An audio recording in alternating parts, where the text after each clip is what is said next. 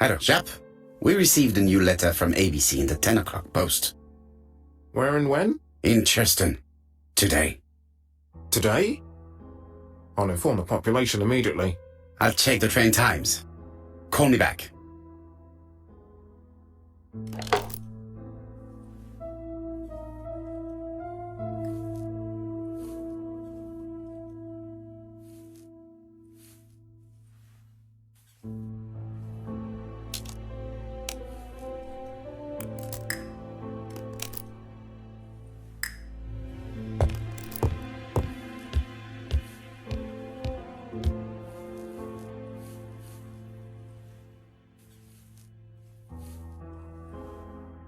Hastings, what you are doing is an absolute disaster. That is no way to pack suitcases. Heavens, we must hurry! We have to get to Churston before the murder!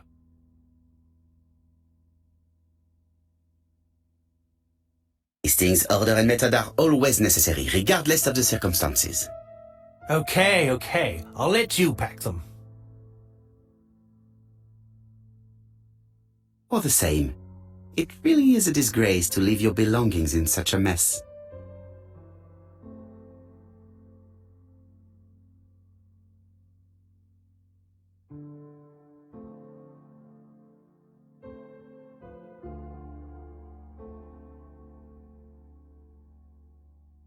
Voila!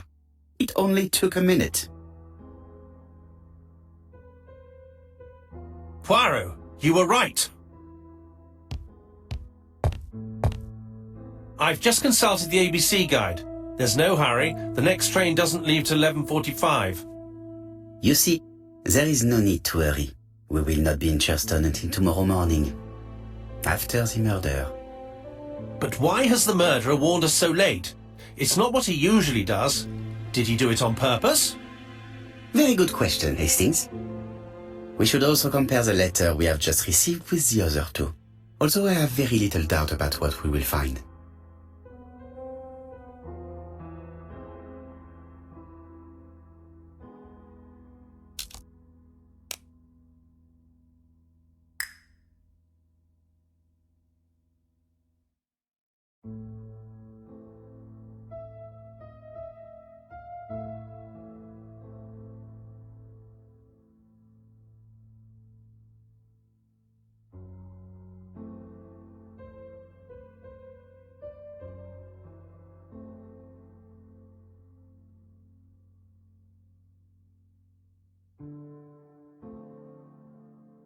Hastings' photo album. He is very proud of his bag.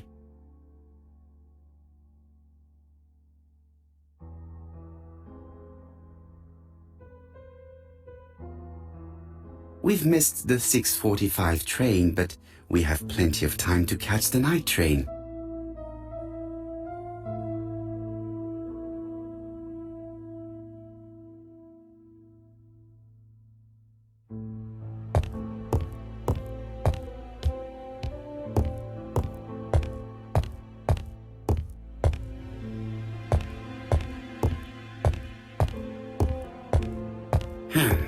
In his haste, Hastings tore the envelope.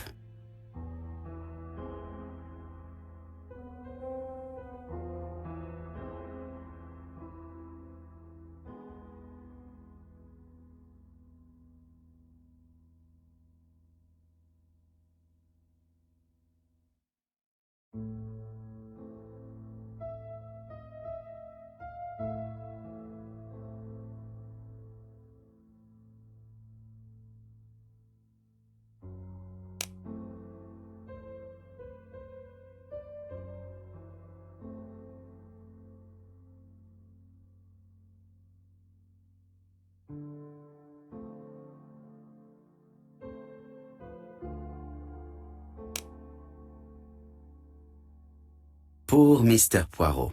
Not so good at these little criminal matters as you thought yourself, are you? Rather past your prime, perhaps? Let us see if you can do any better this time. This time it is an easy one. Cheston on the 30th. Do try and do something about it. It is a bit dull having it all my own way, you know. Good hunting. Ever yours, ABC.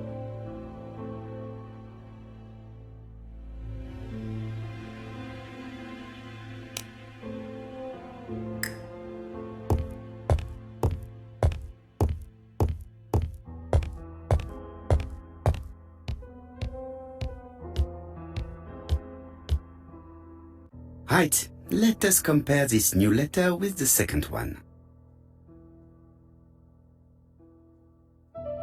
Let us examine this more closely. Certain characters. Yes, this I is. Right, let us Yes, the I characters in the two letters do indeed have the same defects. I have to find some other similar defects to confirm my theory.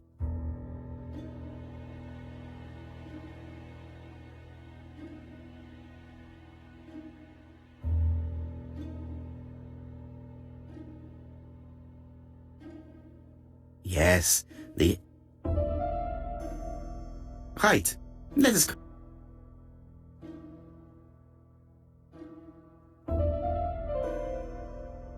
That's right. The A characters in the two letters do indeed have the same defects. I have to find some other similar defects to confirm my theory.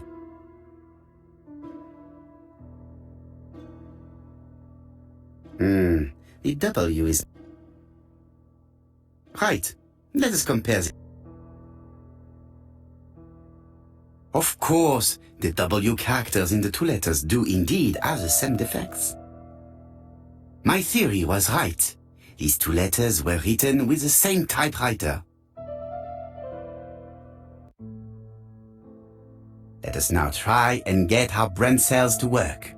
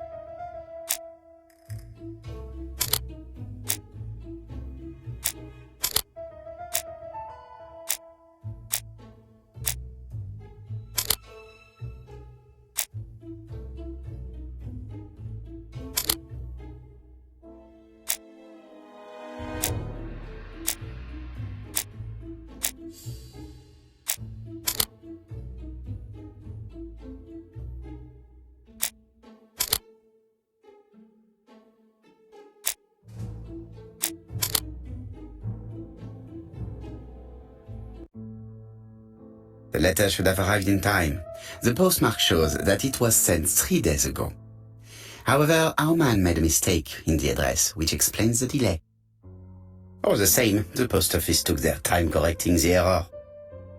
Come on, Poirot. Your address is not quite as well known as that of Scotland Yard. Poirot, the telephone. It must be Jap.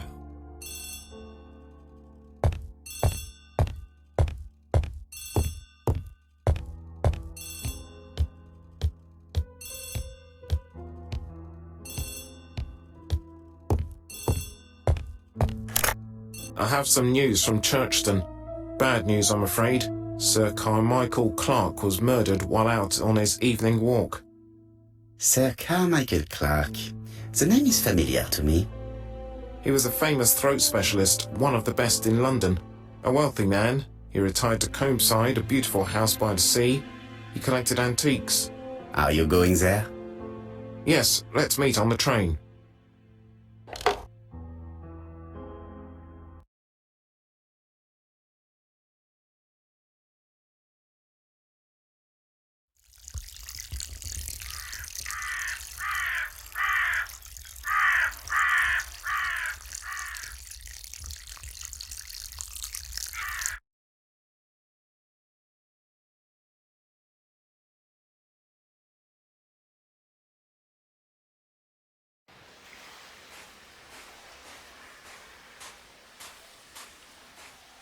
The victim is called Sir Carmichael Clark, one of the best throat specialists in London.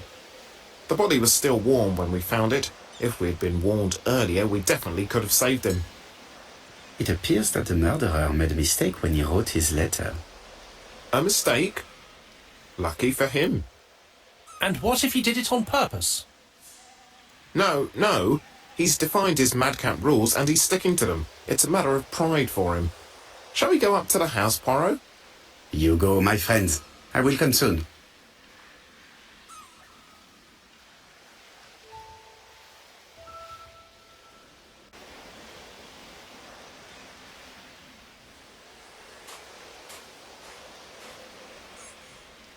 Jap has emptied the victim's pockets and has laid out their contents on this piece of wax cloth.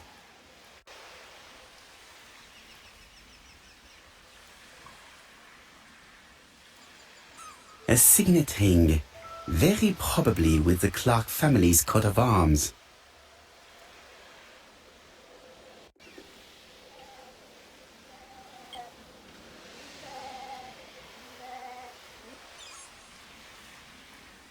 Nothing appears to be missing from this wallet.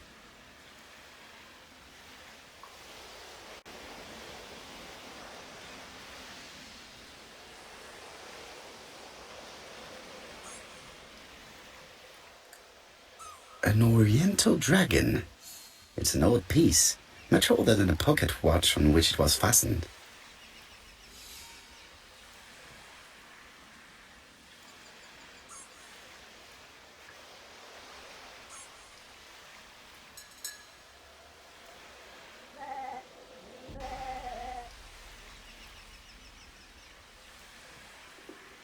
It is pointless.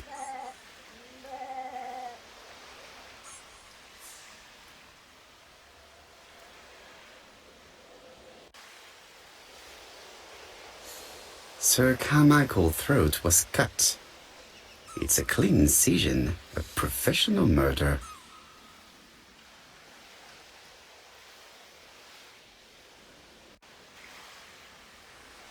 An ABC guide, the murderer's customary signature, covered in blood this time. Apart from the wound to the throat, the body is untouched. No cuts, no bruises. Sir Carmichael. Apart from the wound,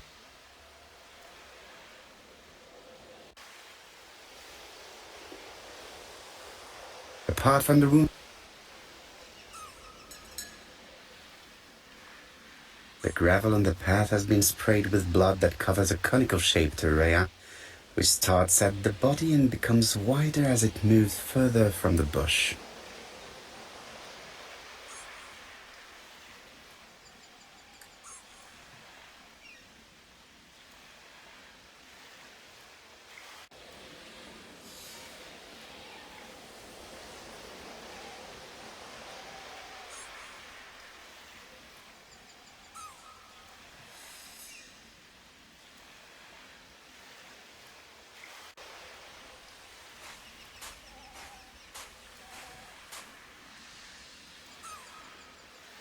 This place is very calming.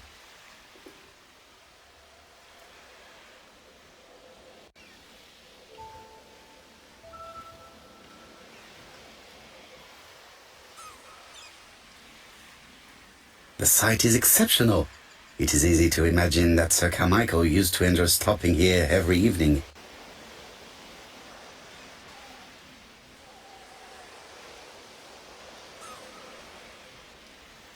The site is exceptional.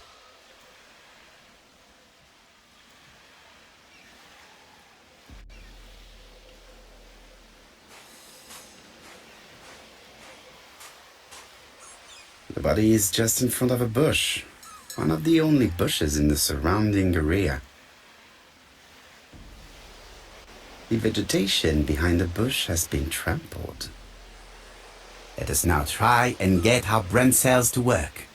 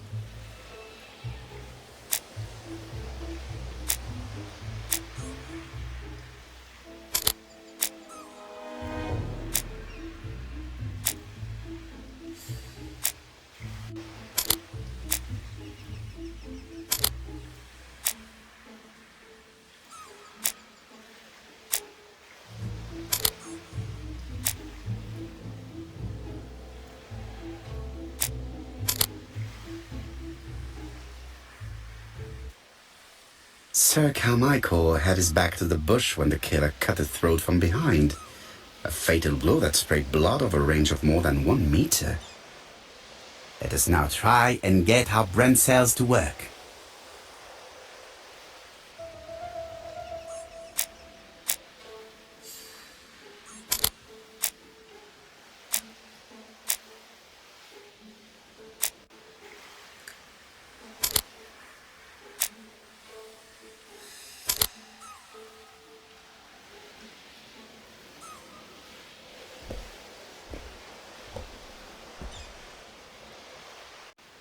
Have you finished, Poirot?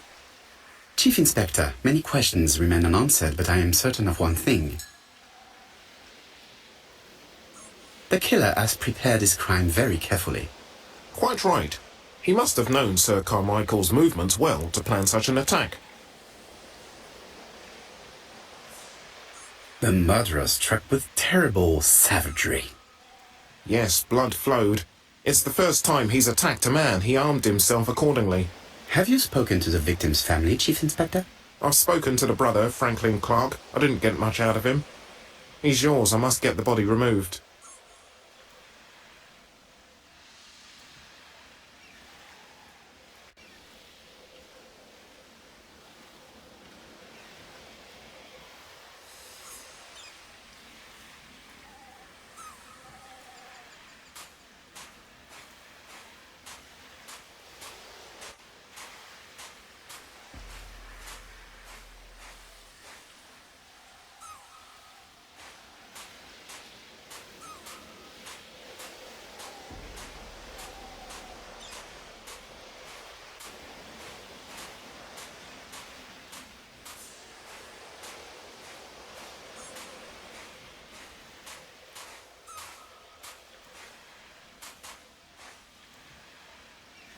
I had better...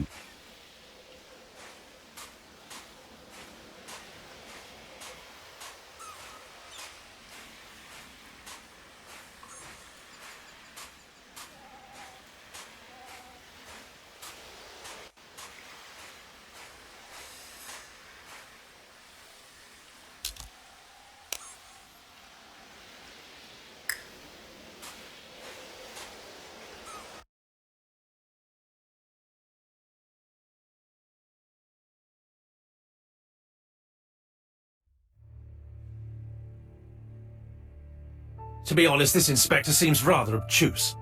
I'm counting on your friend Poirot to catch my brother's murderer. Ah, here he is now. Please, Mr. Poirot. Mr. Poirot, this is my brother's secretary, Miss Thora Gray. Pleased to meet you, Mr. Poirot. Would you like some tea? No, thank you, mademoiselle. I find it hard to digest.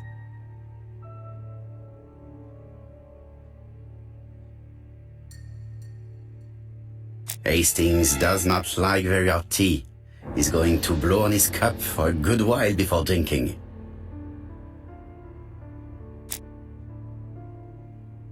There is something elegant about her.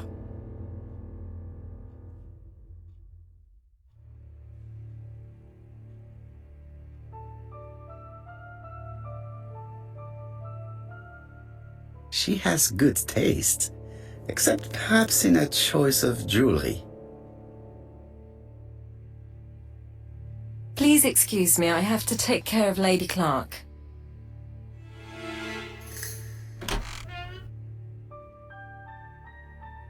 It is not the right time. It is not the right... It is not the right time.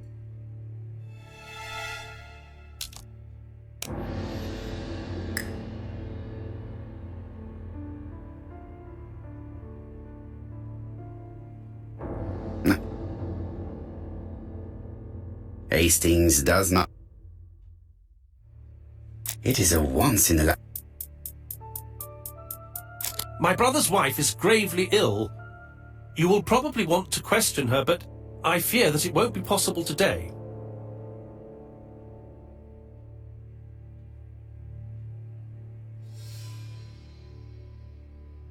I insist, Mr. Clark.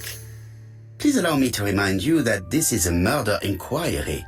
Unfortunately, she is much too ill. She doesn't even know her husband is dead.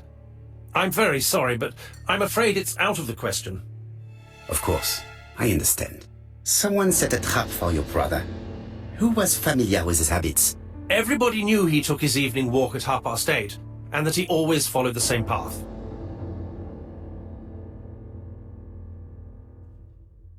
Was it your favorite novel? The Railway Children by Edith Nesbit. I know it's a children's book, but it's enthralling. So it was you who found the body? Yes, along with the gardener. Have you seen any strangers around the house recently? No. As far as I know, nobody has been near the house.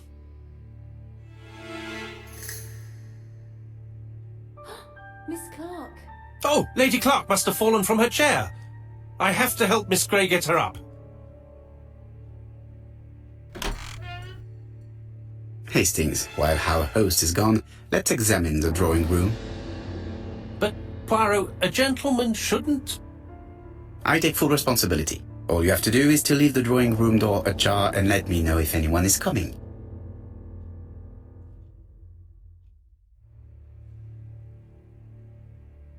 There are some very valuable objects here.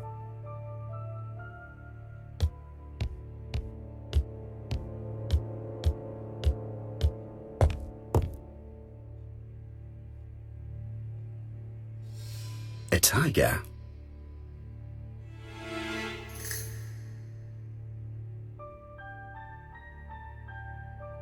A turtle.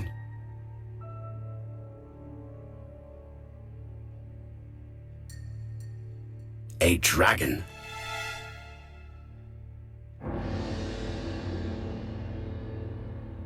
A crane?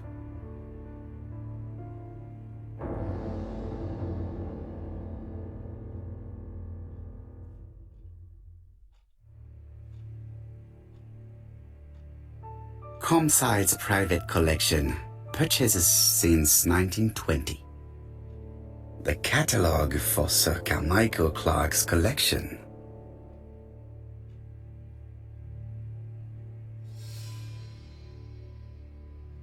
It is an emperor. His place at the center of the table is probably symbolic.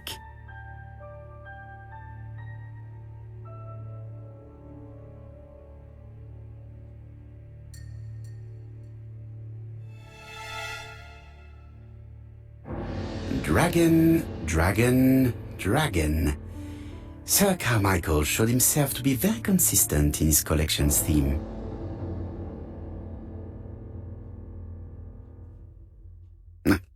I'm not going to.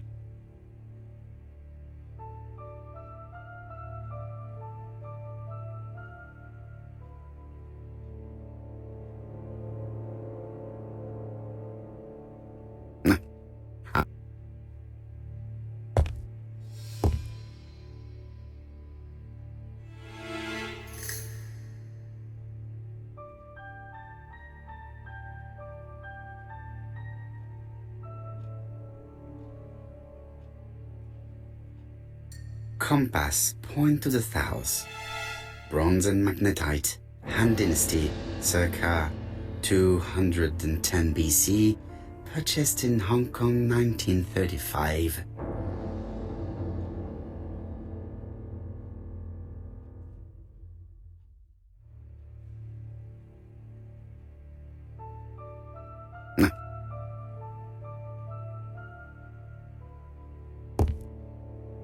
There are some very valuable objects here.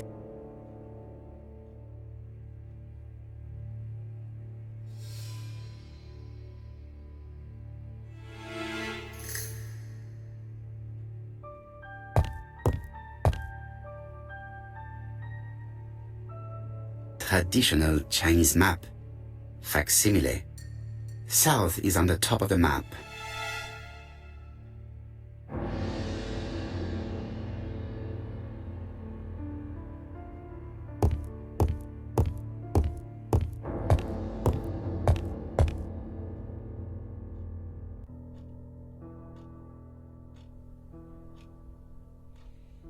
Turtle, the dragon, the crane and the tiger I think I've already seen this motif somewhere.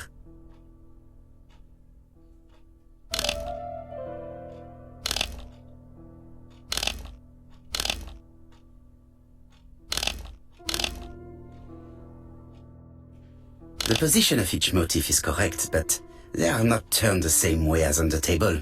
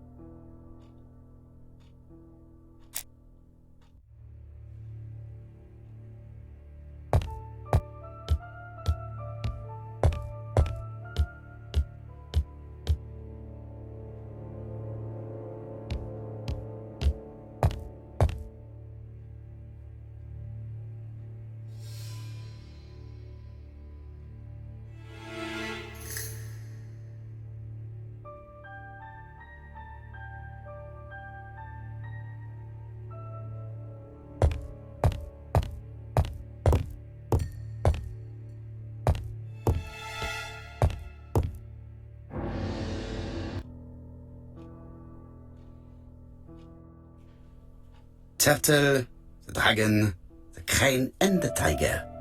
I think I've already seen this motif somewhere.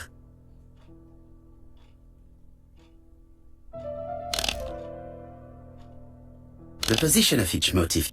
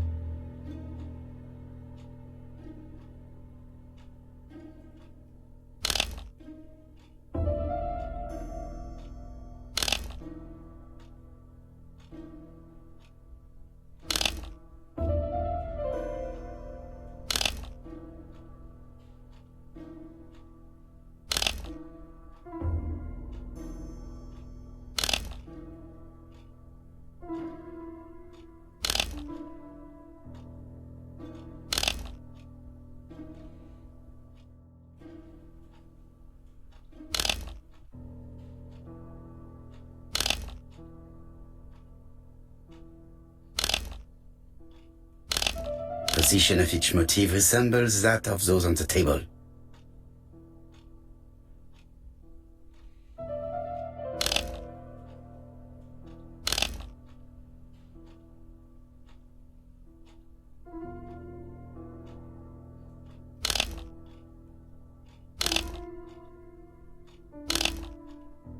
Position of each motif resembles that of those on the table.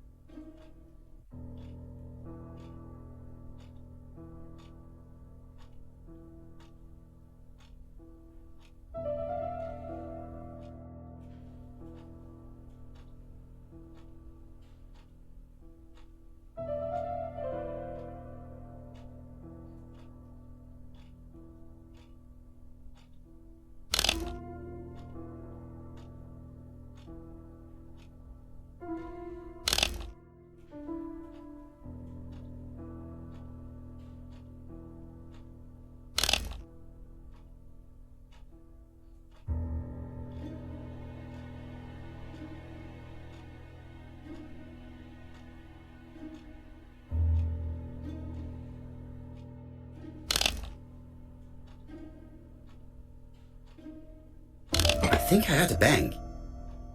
Could it be this cupboard?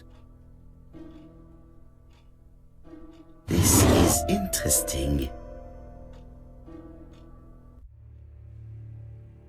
These daggers are only ceremonial weapons. I do not think that a crime weapon is here.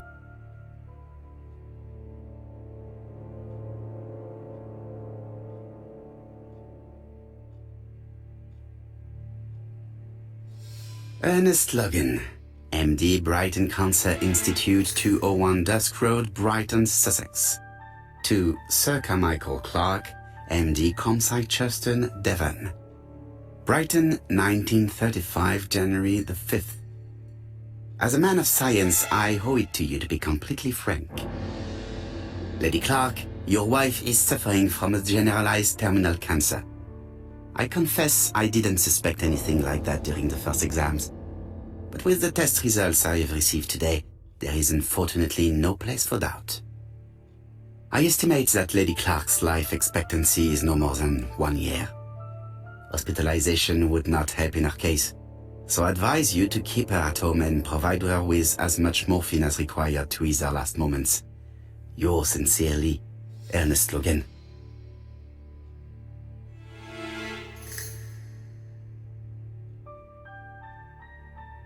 Here's Miss Gray. Sorry to keep you waiting. Lady Clark's condition requires regular care. I believe you want to ask me a few questions. Indeed, mademoiselle. This porcelain is remarkable. Is it old? It's about 3 centuries old, I believe. Wait, let me find the reference.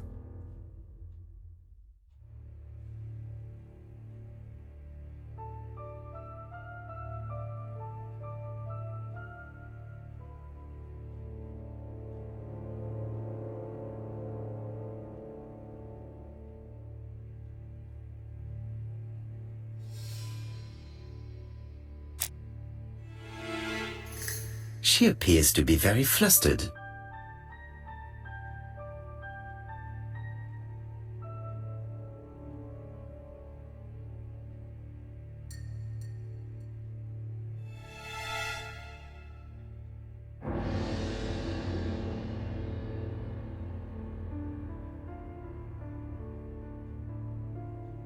Just a minute, please, Mr. Poirot.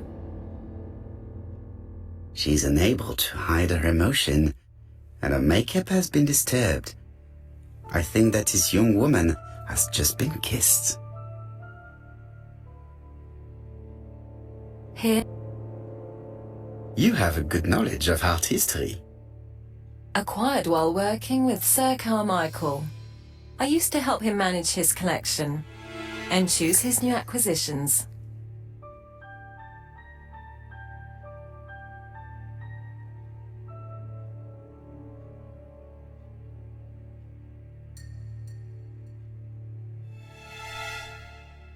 And sometimes, he used to give you a piece as a gift, is that right?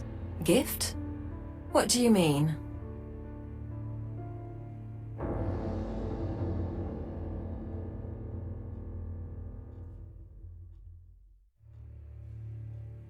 I am referring to your brooch.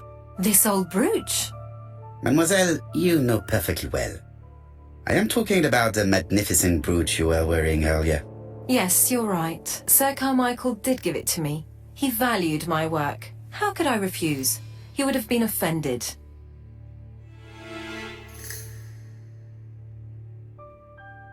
Why have you taken it off? I don't understand, Mr. Poirot. Have you seen any strangers hanging around in the past few days? No. Nobody has been near Comside. Tell me what happened last night. After dinner?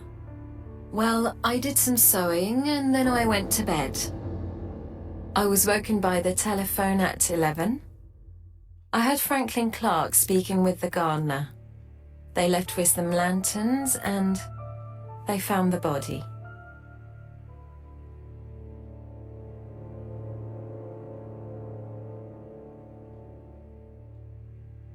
Am I right thinking that something is going on between you and Franklin? How dare you ask me such a question?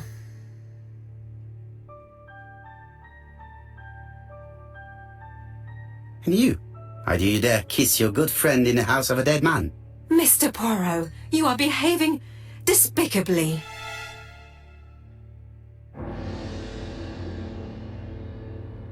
Miss Grey, if I may be so bold, please do not take offence. My friend has rather unusual methods, but all he wants is to find the murderer. Yes, I understand. I must rest. Please excuse me. Earlier, you asked me to watch the living room door for you. I don't wish to be indiscreet, but sometimes a gentleman stumbles upon a secret without intending to. That is sometimes the case. And I saw Franklin Clark kissing Miss Grey at the foot of the stairs. Do you think this is a common occurrence? No, I saw emotion, intensity. I think it was their first kiss. Well done, mon ami. Well spotted. However, I don't think I completely understand this business. Why did Sir Carmichael not defend himself? He appeared to have been active and strong. The murderer did not give him a chance. Let us try and reconstruct the scene.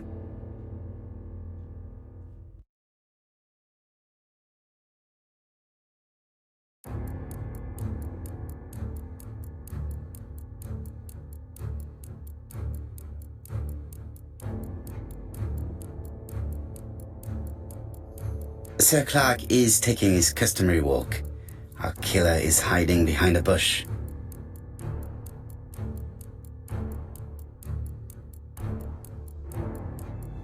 The old man walks quietly along the gravel path.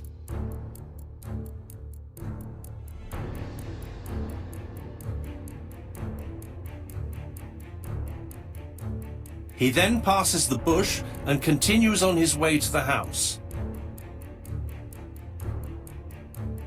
No, Sir Clark used to gaze at the sea. Let us think again.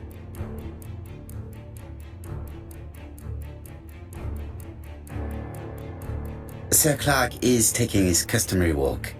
Our killer is hiding behind a bush.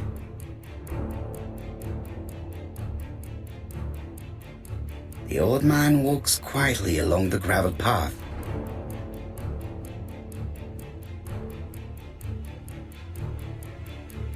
Then he turns towards the sea to gaze at it.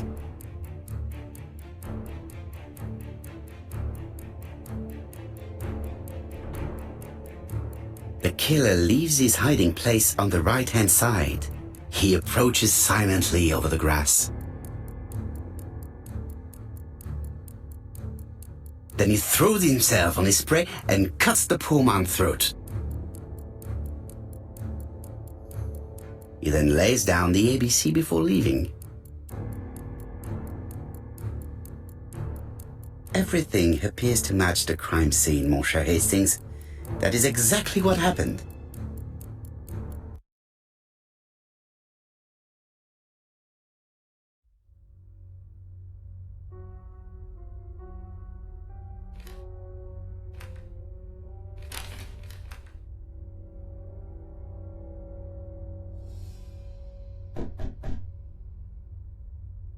Oh, just a minute. I'm getting dressed.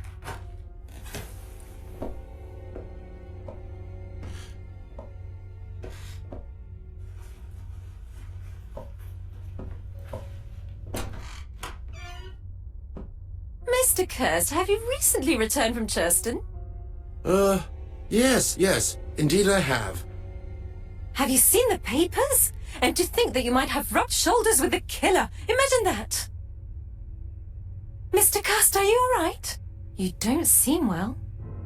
My apologies. My throat is burning and my head feels heavy. It's ever since the war, you know. Since my injury, my head has never been the same.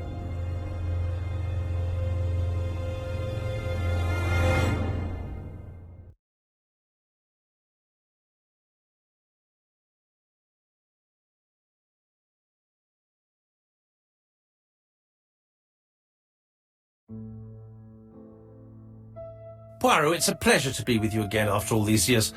I looked for a gift to thank you, and I found this propelling pencil.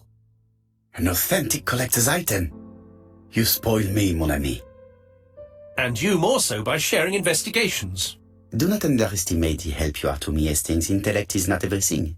there is also goodwill, and you are not short of that. Later, I will ask you to help me tidy up the room and bring some chairs. Our guest will be here soon. Ah, is Thora Grey coming? Naturally. She is a fascinating young woman, n'est-ce pas? Oh, come on, Poirot. I'm a married man. And Miss Grey has already been courted by Franklin Clark. Poirot, our guests will be here soon. We must prepare ourselves.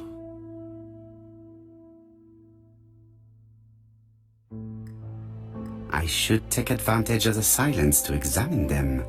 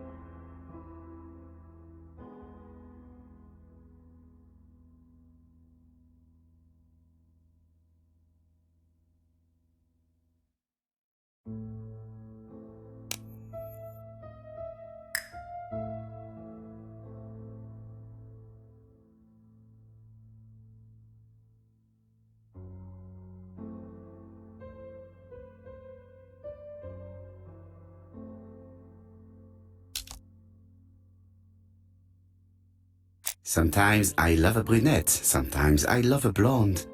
That's what the song says. The song says, sometimes I love a blonde who comes from Eden by way of Sweden. But I am not sure that this blonde is an angel.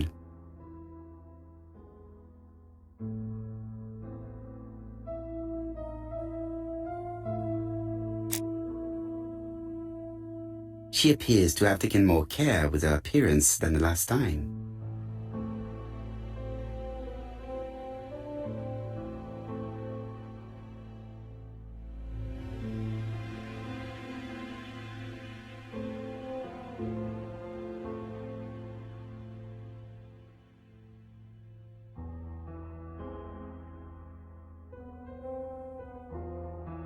Mr. Poirot, I don't like...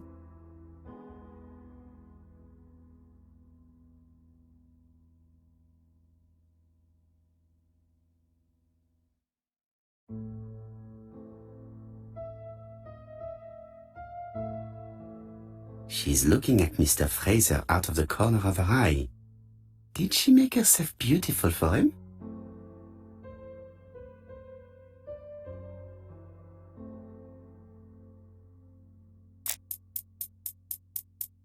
Donald is always on edge.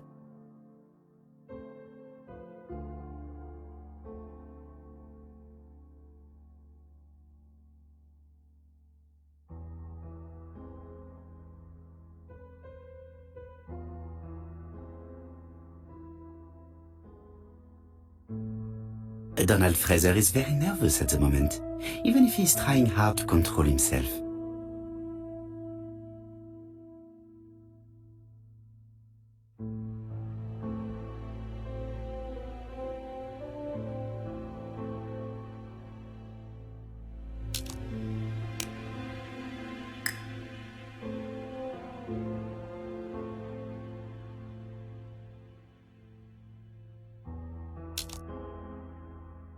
Franklin Clark always seems at ease, regardless of where he is. Something that's unique to people who travel. I ought to concentrate on my guests. I wish to thank you all for coming. I wanted to bring everyone close to the victims here in order to unmask the murderer. Get to the point, Mr. Poirot. What do you want from us?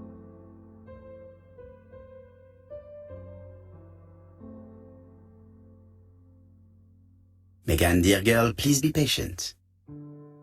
Mr. Poirot, how dare you address me by my first name? Please excuse me, mademoiselle. What I ask is that you search your memories. The murderer must have left some trace. Yes, he must have prepared his crimes very carefully. Tout à fait. He did not get to Bexhill at midnight in order to strangle a young girl whose name by chance starts with B. Must we go into that?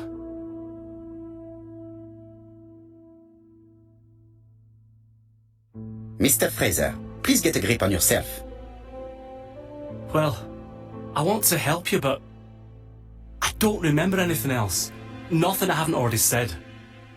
And you, Mademoiselle Barnard, did your sister say if she was seeing another man? She never would have told me.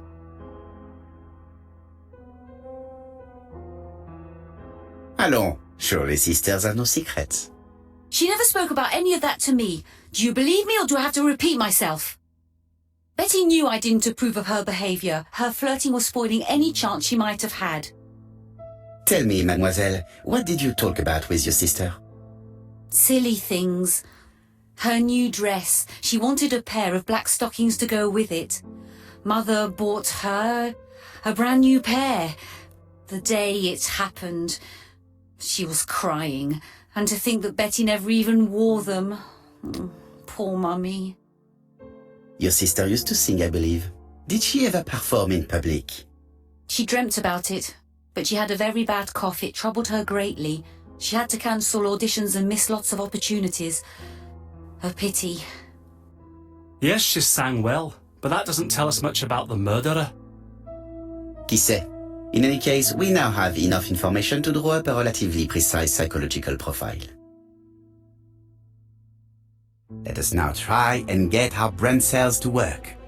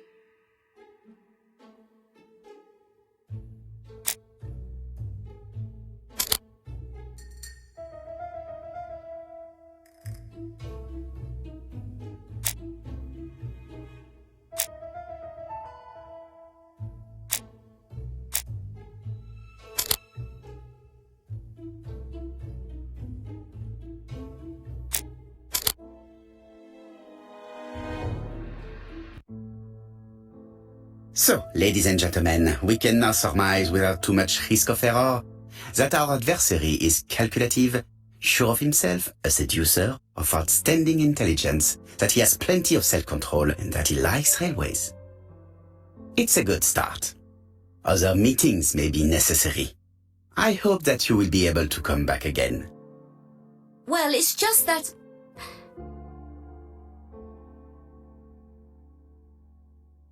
Is something bothering you, Mary? Well, Mr. Poirot, you see, I don't know if I can come to London just like that. It's normal that people helping with this inquiry should be reimbursed. Starting with you, Miss Drower. Please allow me to pay for your train tickets. Oh, sir, I cannot accept. But you must. Mademoiselle, I may not be rich, but my brother left a fortune which will be mine. Mr. Clark, that's very generous of you. Well, someone has to foot the bill. Mr. Poirot, would it be possible for you to come back to Devon? Lady Clark has expressed a wish to see you. We'll adjust her medicine so she'll not be too drowsy.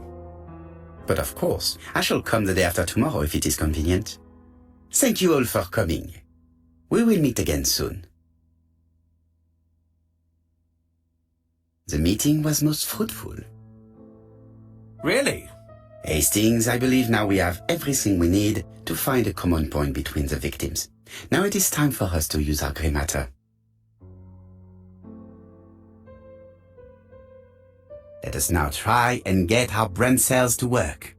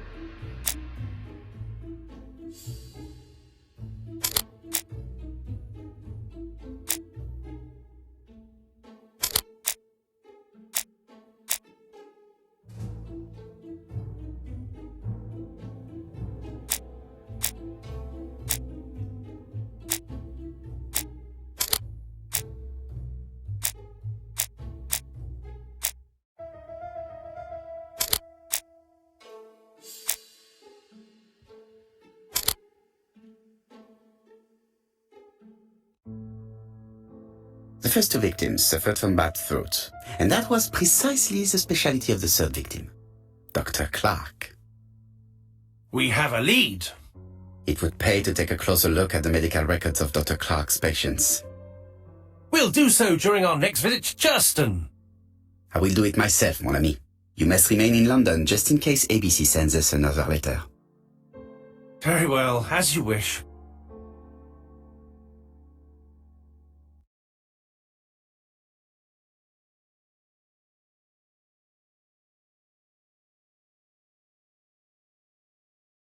Thank you for coming, Mr. Poirot. Lady Clark is waiting for you in her bedroom on the first floor. Please excuse me, I cannot stay for the interview. I have to take Miss Gray to the station to see our lawyer in Torquay.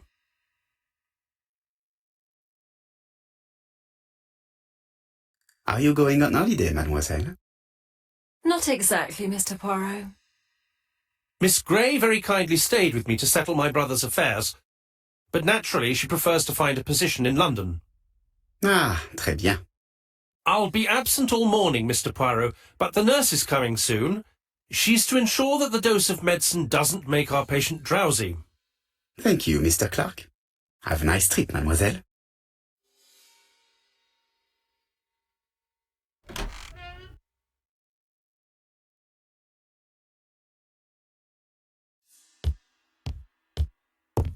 It is not the right. It's closed. I do not need to.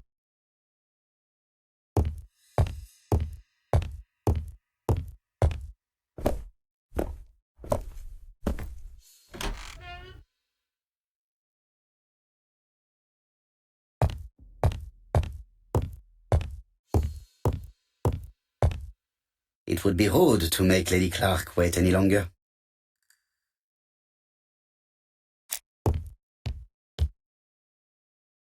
This poor woman is very ill.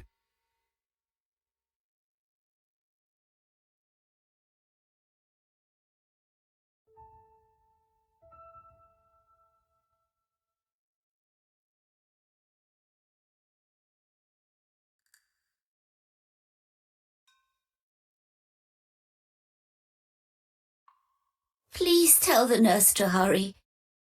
Please.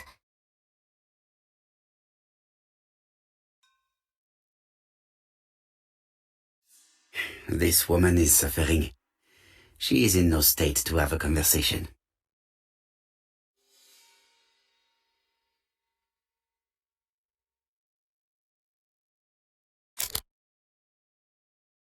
Mr. Poirot? My respects, madame. Thank you for coming. Thank you. Have you seen the nurse? She should have been here by now. Oh, I'm sorry. The telephone in the hall is ringing.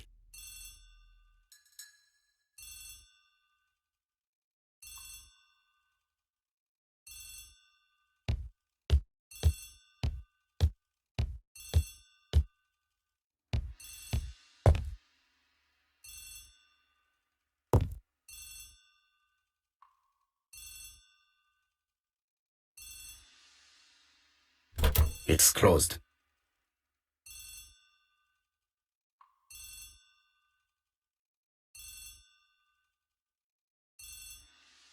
It's...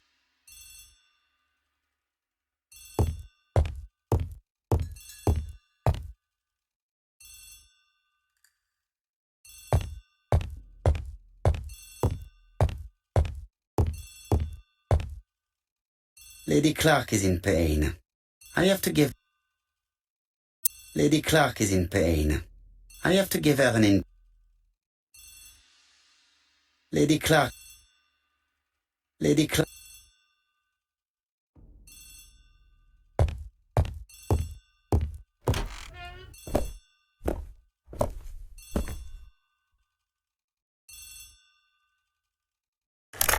The Clark residence. Detective Hercule Poirot speaking. How do you do, Mr. Poirot? I'm Lady Clark's nurse. I wanted to let you know that I won't be able to come for her injection today. Might Miss Grey be able to do it? She has just left, but I will take care of it. Thank you. That's very kind of you. You'll find the skeleton key to open the medicine cabinet hidden in the lion trophy. You can count on me. Au revoir, mademoiselle. Oh, thank you kindly. Goodbye, Mr. Poirot.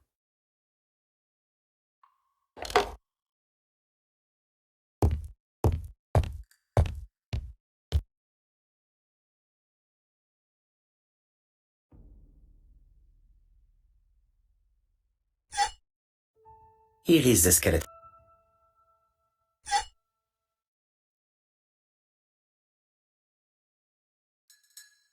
April 9.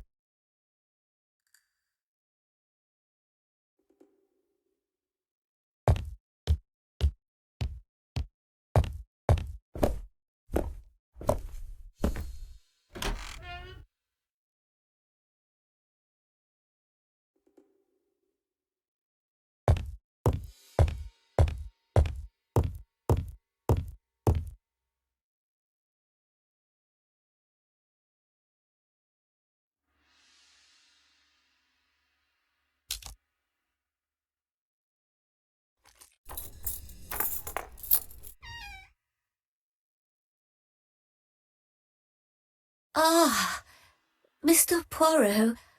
Oh, I feel better now. Thank you for your help.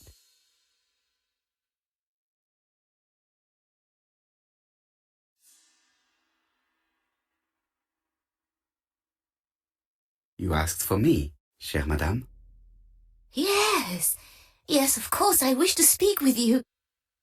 But what was it about? No doubt. You wish to talk to me about what happened to your husband? Ah, yes.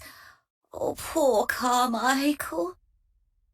Has the madman who killed him been caught? Not yet, chère madame. There was a great many people in Cheston on the day of the murder. Indeed.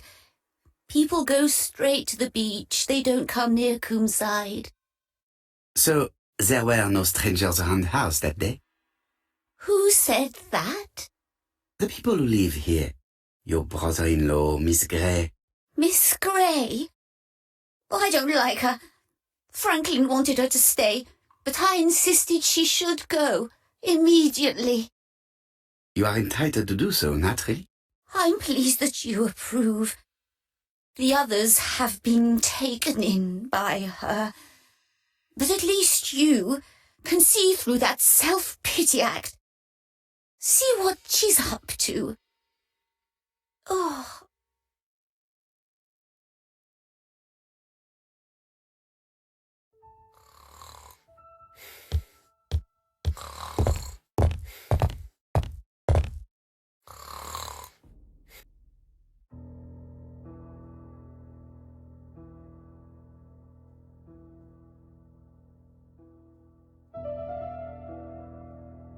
The mechanism appears to be broken.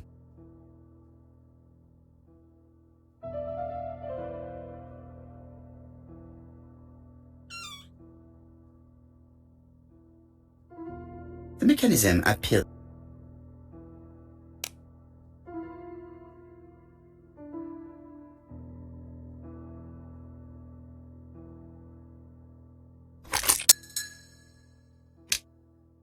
I hope that Hastings will not be cross with me.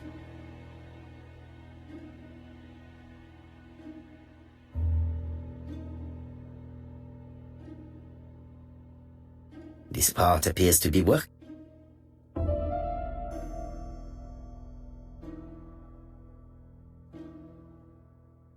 Does not make any sound.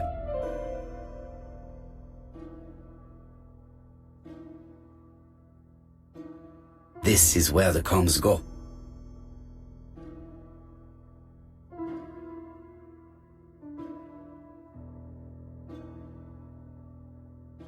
This part appears to be working.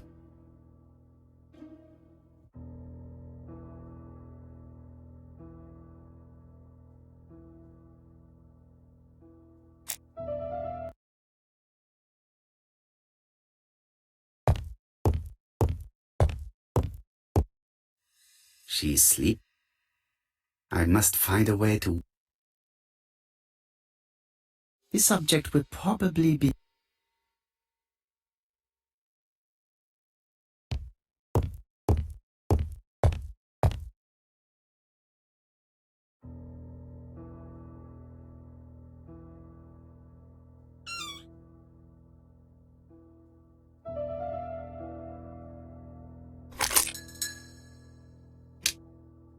I hope that Hastings will not be cross with me.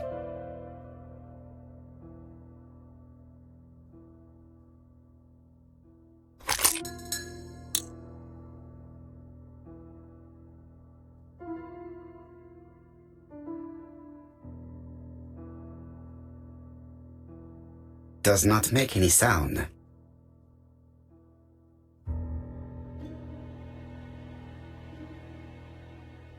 Does not make any sound.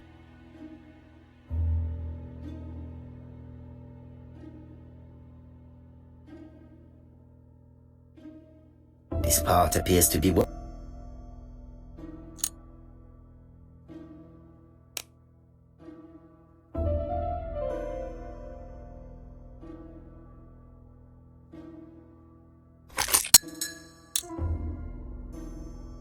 This part appears to be working.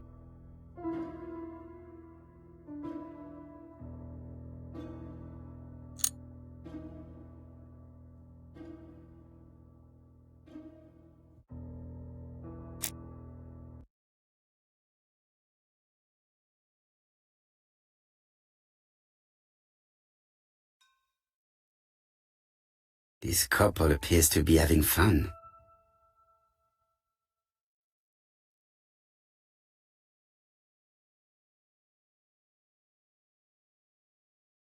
Lady Clark and Sir Carmichael were very happy, but they did not have any children.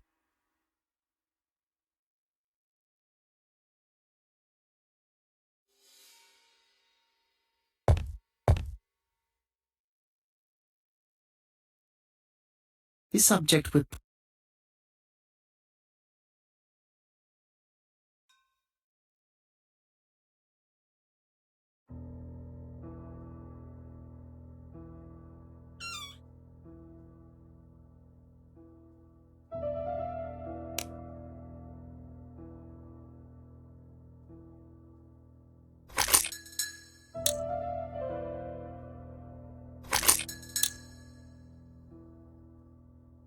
The mechanism appears to be broken.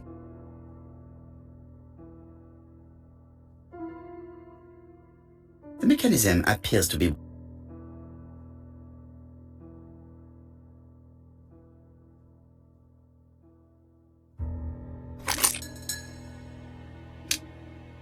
I hope that Hastings...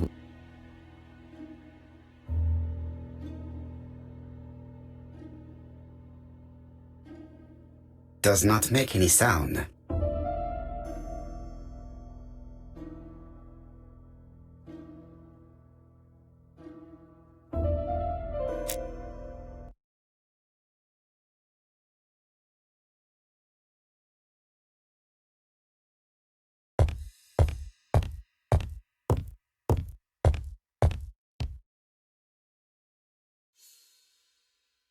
She's sleeping. I must find...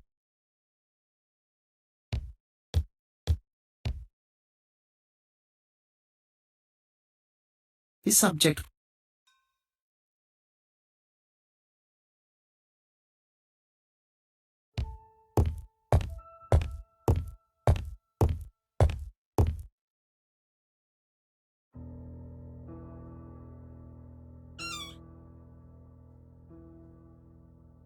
This is where the combs go.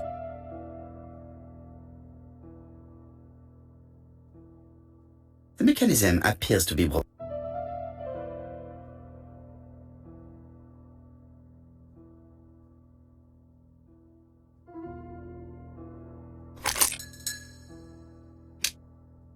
I hope that Hastings will...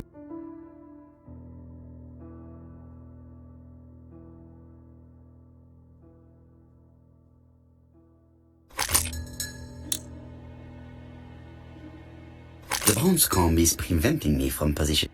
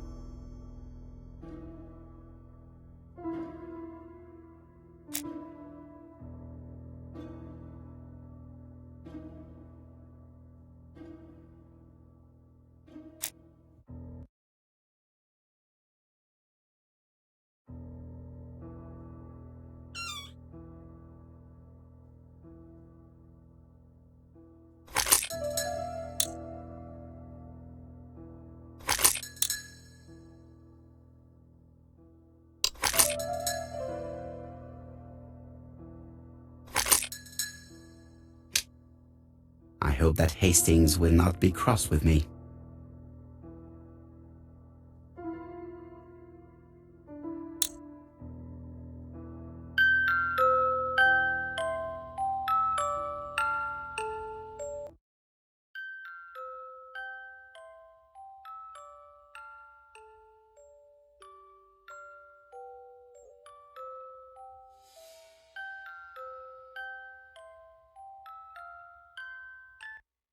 Oh, what are we talking about? Ah, yes, Thora Grey. Oh, Carmichael had great esteem for her, but for me she was nothing but a hypocrite.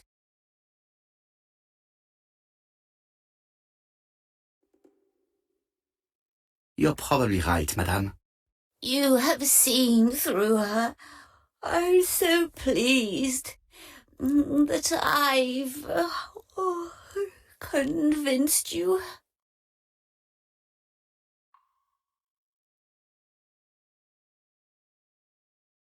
You are very harsh. Do not forget that the girl is an orphan. Yes, And she used the fact to get around men. Take Franklin. He's fallen for her sweet talking charms. Oh, he's a lovely boy, very plucky and sure of himself. But so naive. Oh, when it comes to women.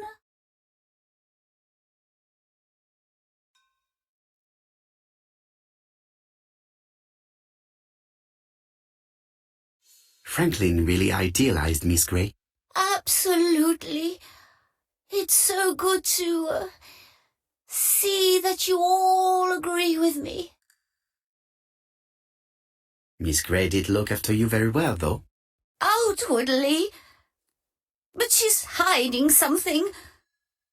I think she tried to poison me. Miss Grey? A poisoner?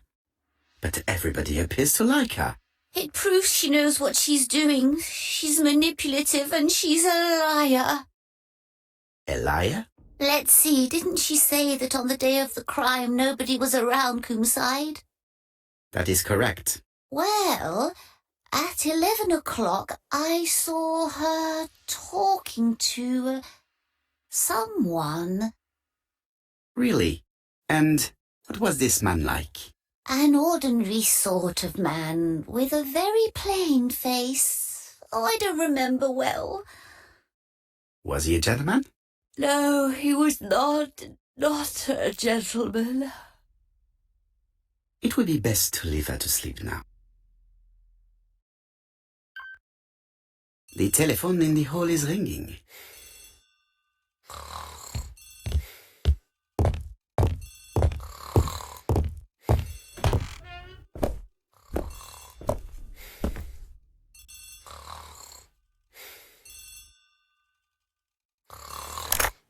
Hello? Poirot, is that you? Hastings here. Thank you for calling.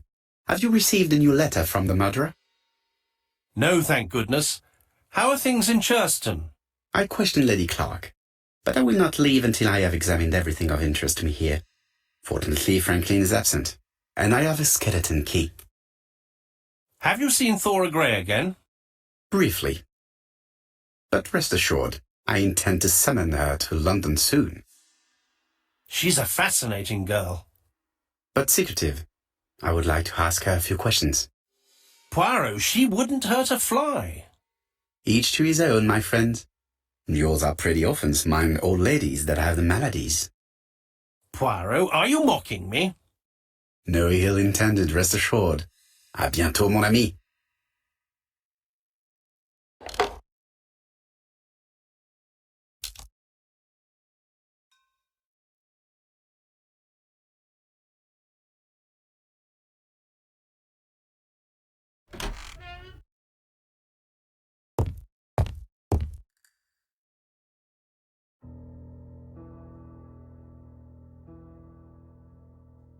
Four Chinese symbols are engraved on this padlock.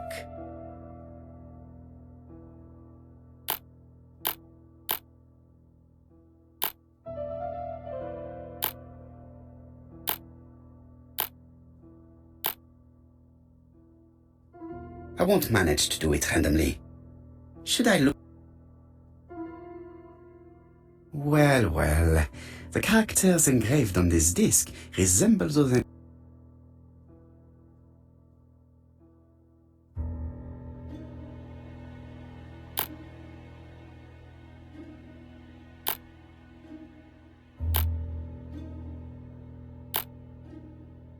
No, it's not.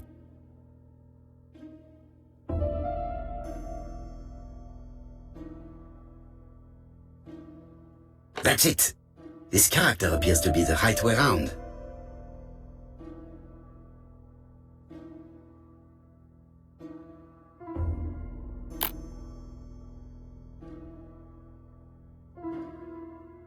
Like this character.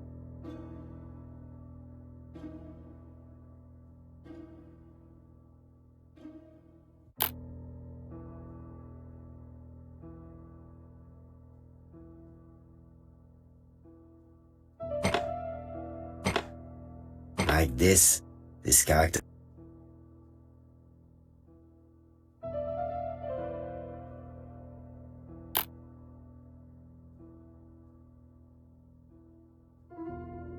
position of this character. Very good. All the...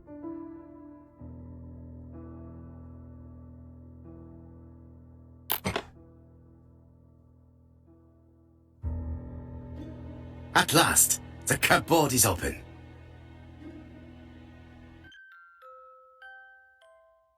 Helmet, flask and rifles. Franklin is very well equipped. Helmet, flask and rifles.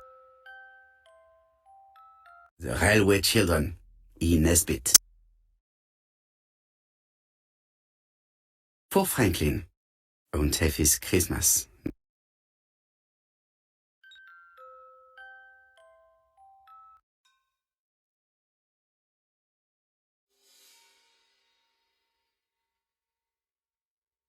Genteel and wild, English countryside revisited.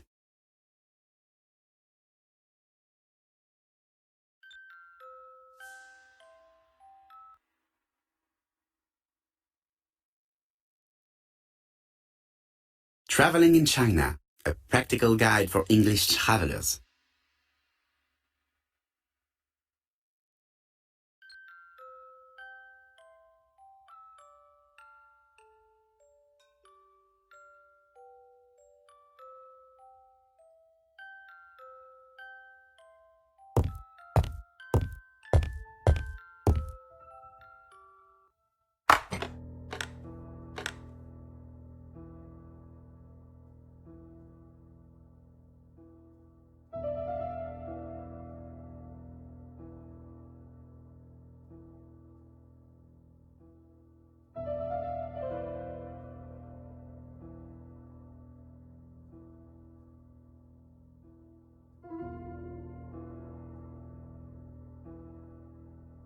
This plate appears to be able to move.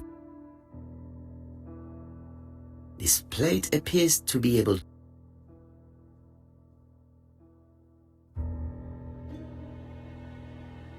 This plate appears to be...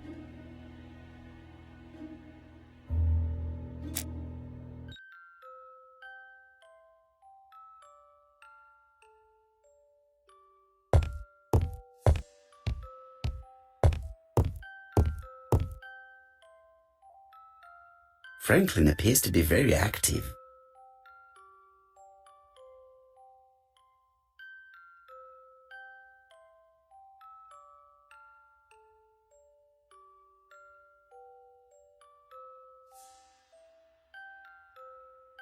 Franklin Clark appears to be a typical British gentleman, a good sportsman, a hunter, a traveler.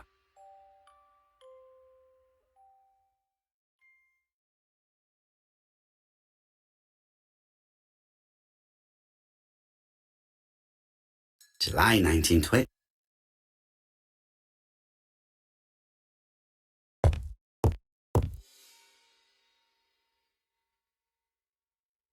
February 19...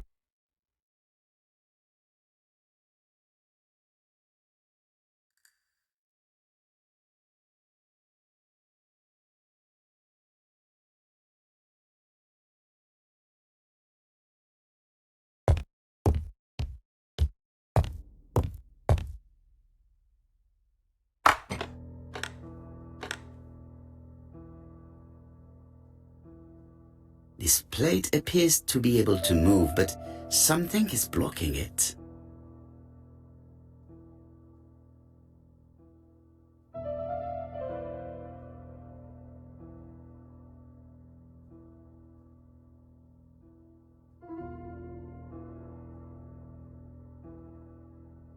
This plate appears to...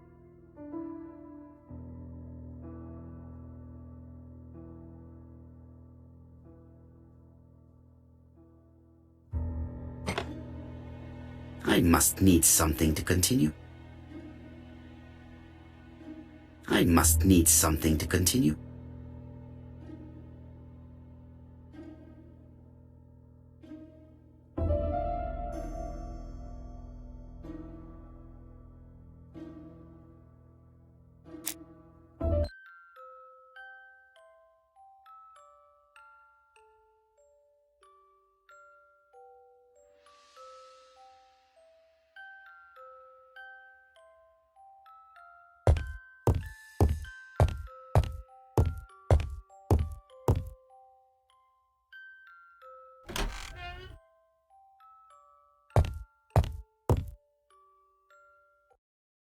How am I going to open this trunk?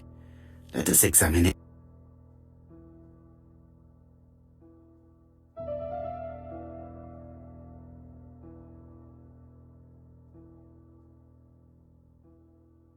That does not appear to be very...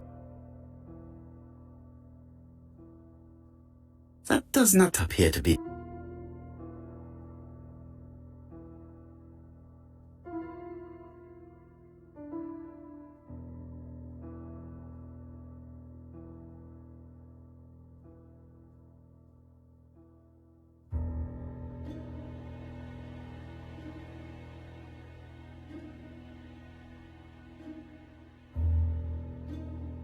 That does not appear...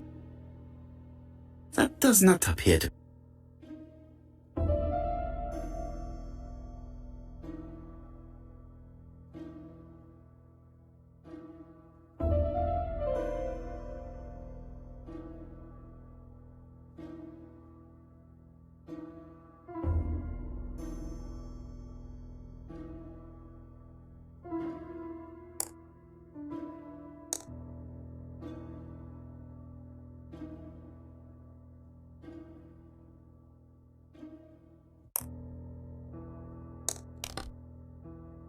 Leaving the code on the trunk.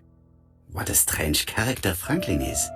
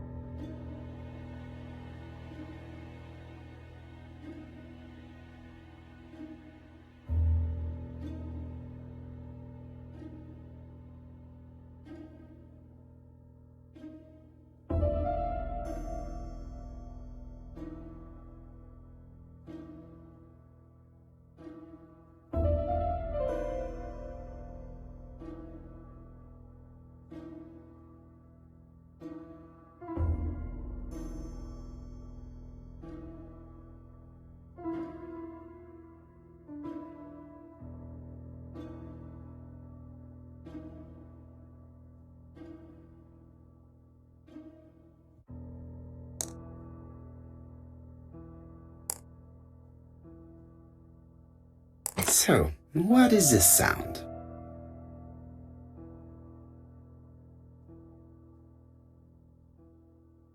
I should be able to open it.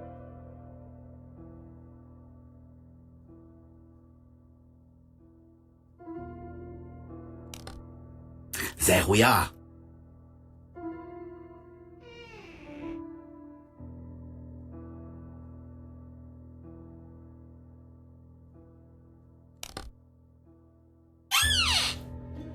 Whiskey and other good quality.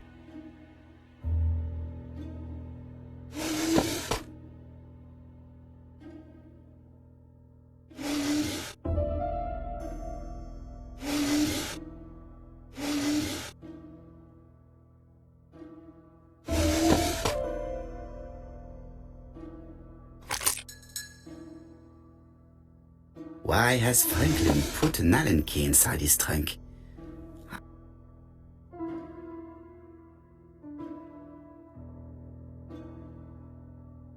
A pile of books, including one about dragons. Nothing interesting.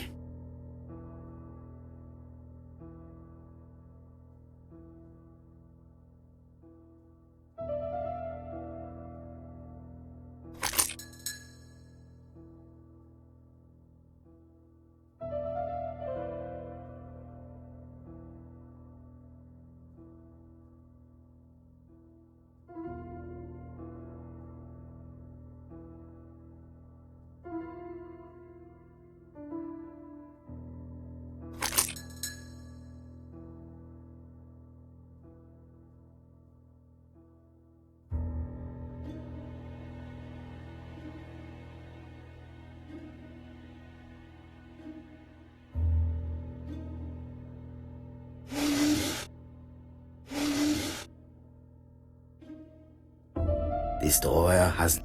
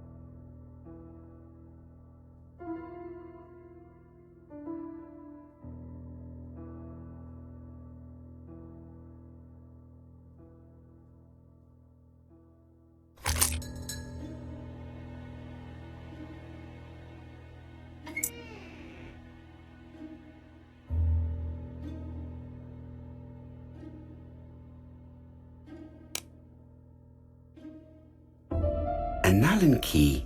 It can be used in 5 positions.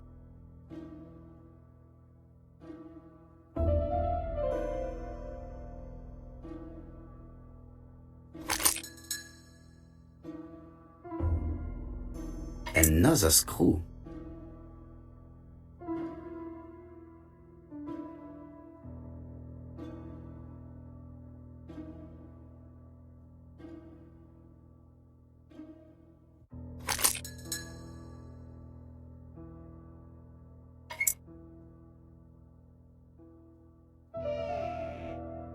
This engraving is not very easy to understand.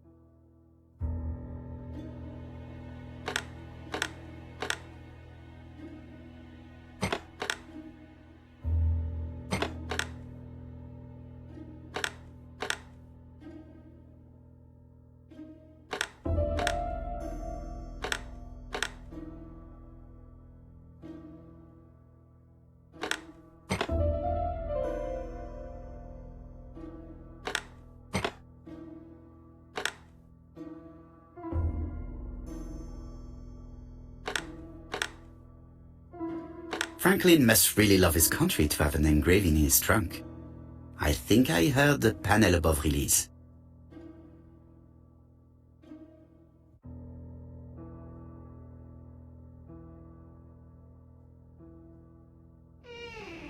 A signet ring? A signet ring with a code written on it. 1587. It may be useful to me.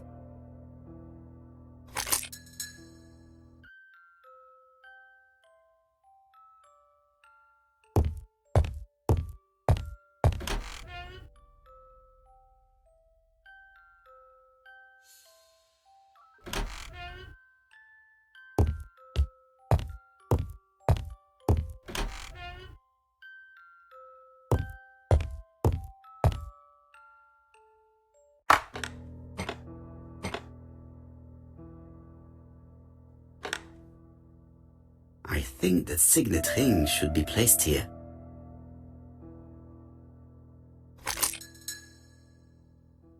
The plates around the picture appear to have unlocked. I think I've already seen these symbols on Franklin's trophies.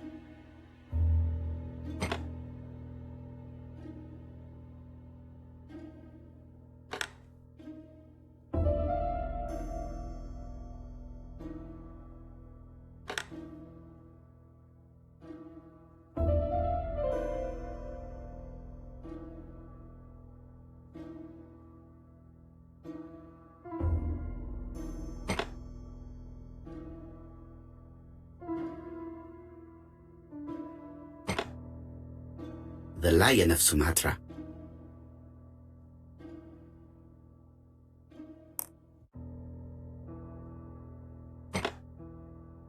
The African kudu.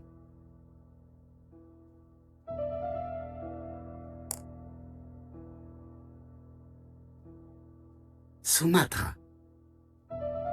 South Africa.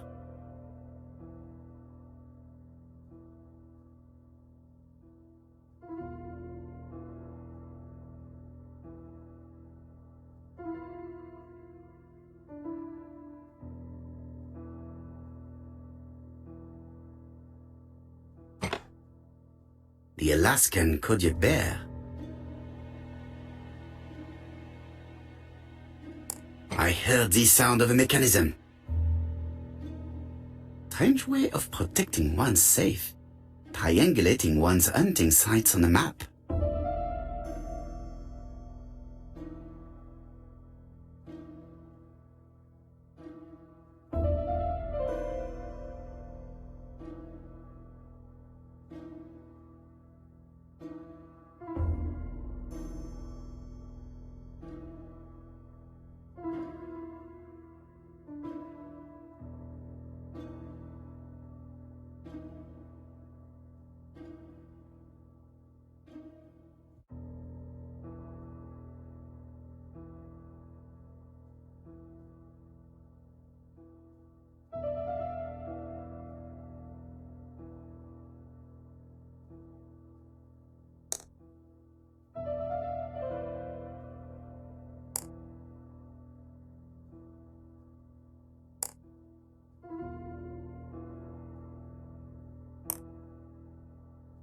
These documents are very likely going to help me for the rest of the inquiry.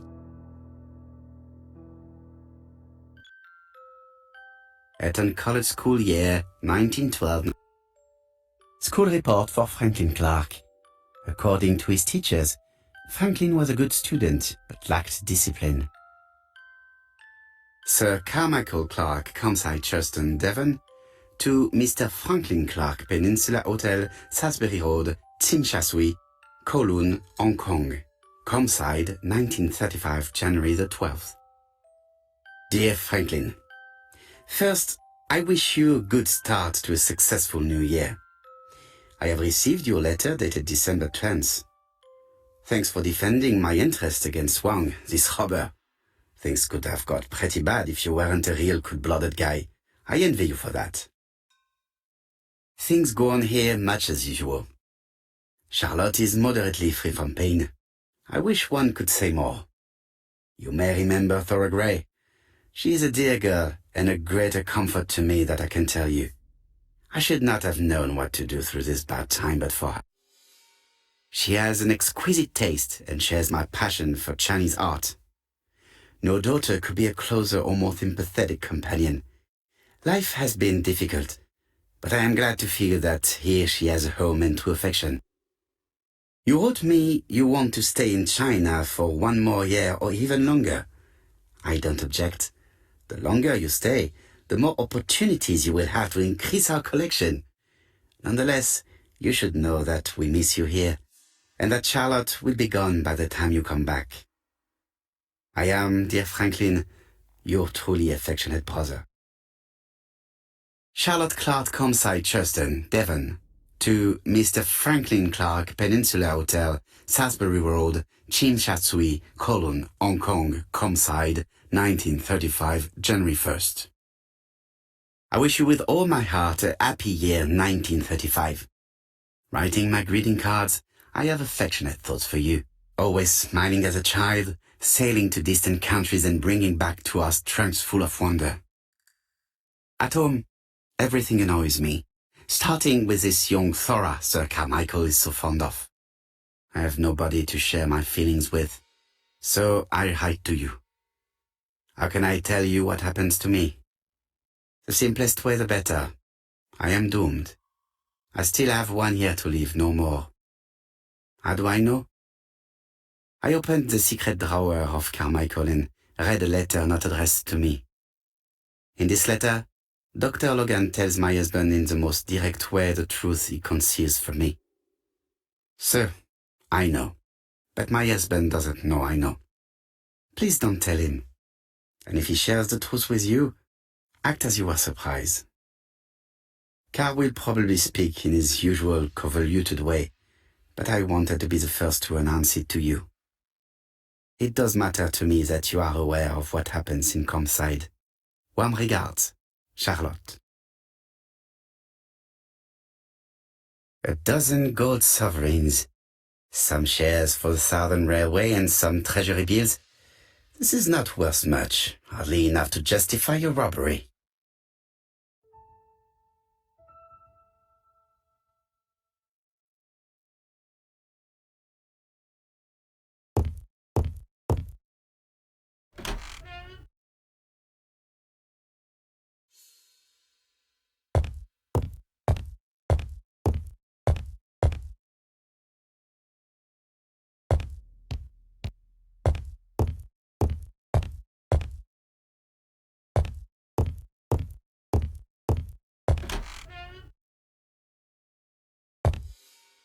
Sir Carmichael's collection.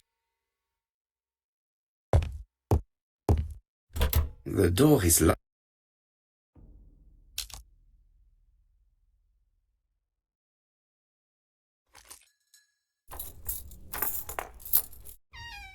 This unit contains the medical records for Sir Carmichael Clark's patients. No dust on the records from... No... Lots of dust. The records from... No known names. Disappointing. No dust on the record. No known name. So come on.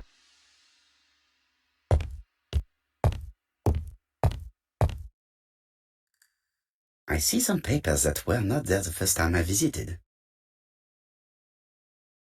These daggers are only ceremonial. Valuers report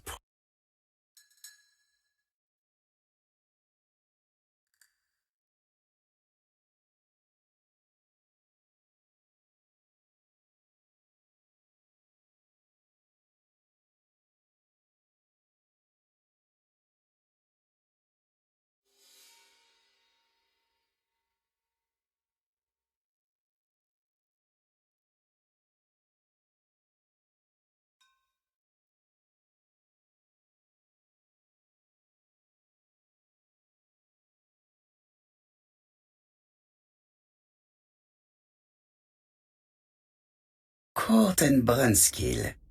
The name is familiar. Is that not the name of the firm Donald Fraser works for?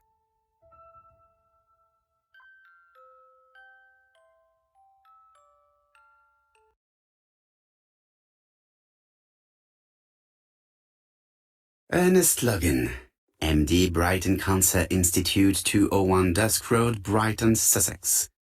To Sir Lady Clark, your wife. I estimate that Lady...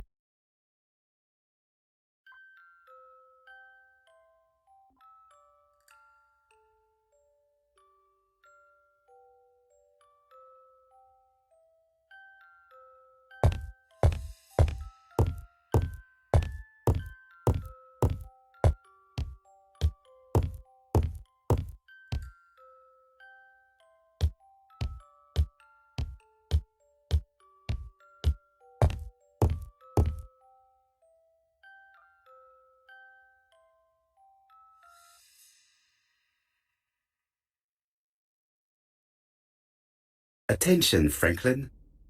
Task list. A. Ordering Lady Clark remedies. Done. B. Tidying up real estate property files. Done. C. Calling the lawyer about inventory. Done. D. E.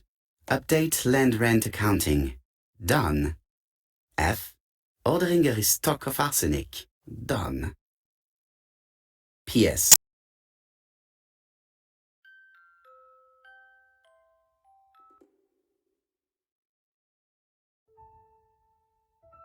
A dark dragon for a bright-haired maid. C.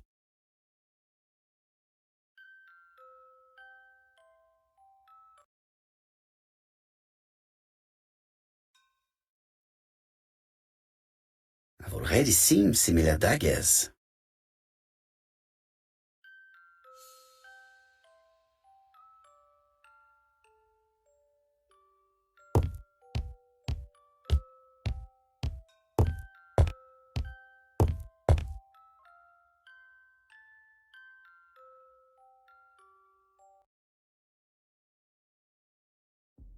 Compass, point to the south.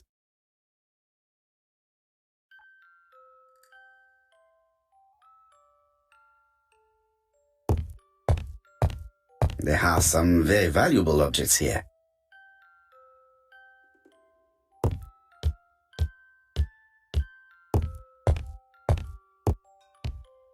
Order and method above all.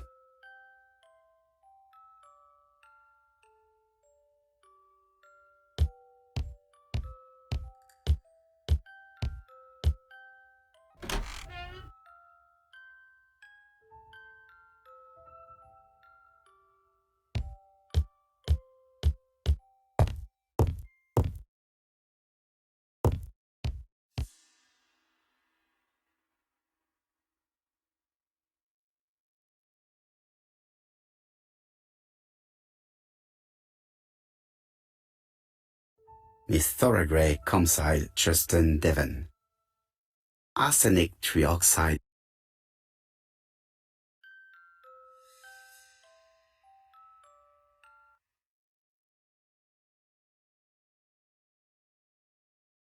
The Black Dragon's Curse.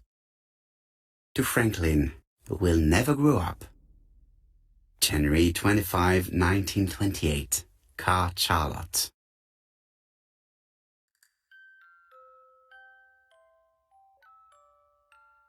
I am not going to leave Comsa.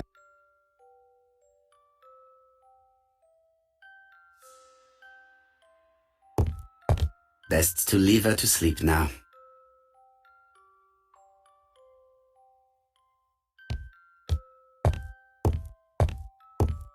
I do not need to make a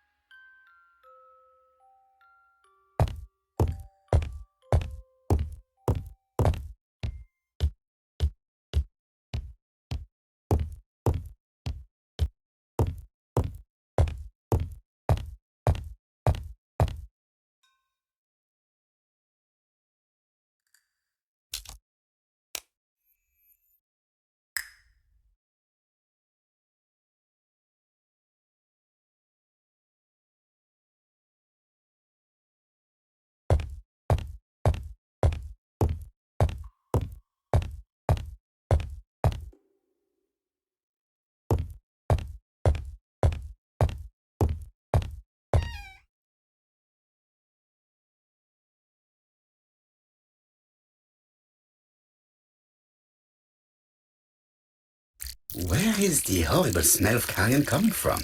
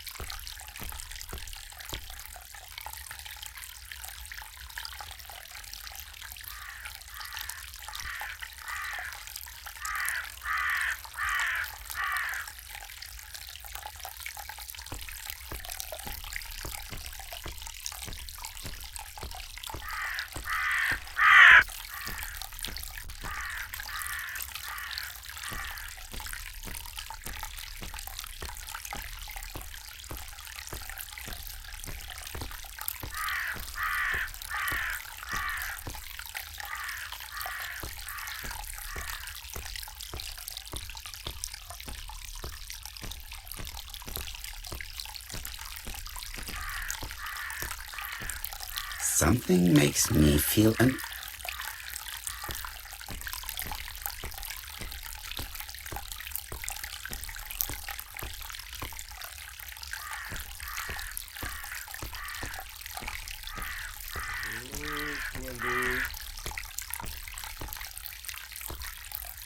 I would like to congratulate Clark's gardener. What symmetry!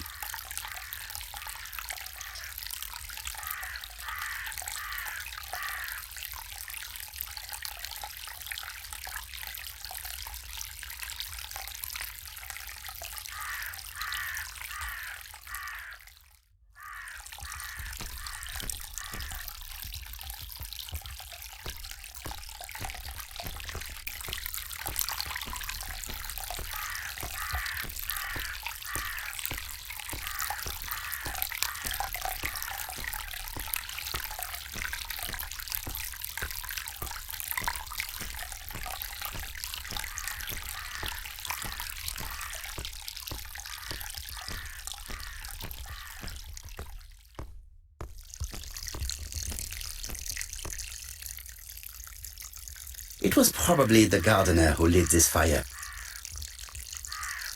Look here. I wonder if someone wanted to get rid of these papers. This object would probably be useful to me.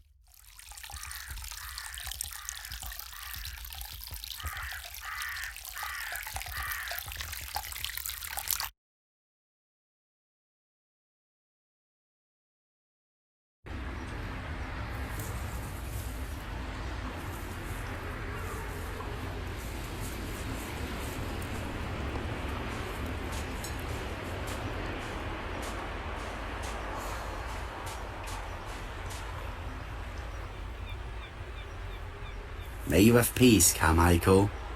Charlotte.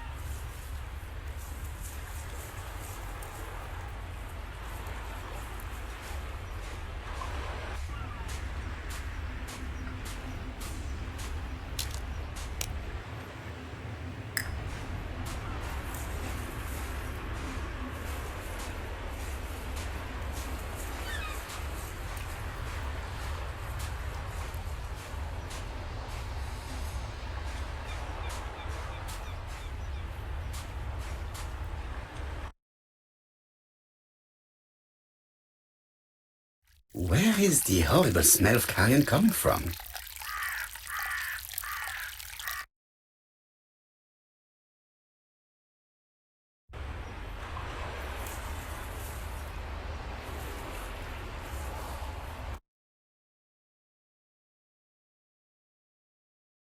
Where is the horrible smell of carrion coming from?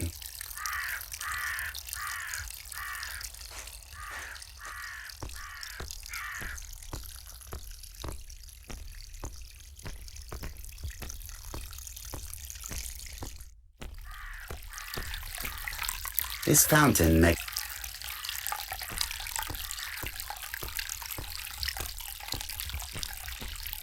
This wisteria is in full bloom.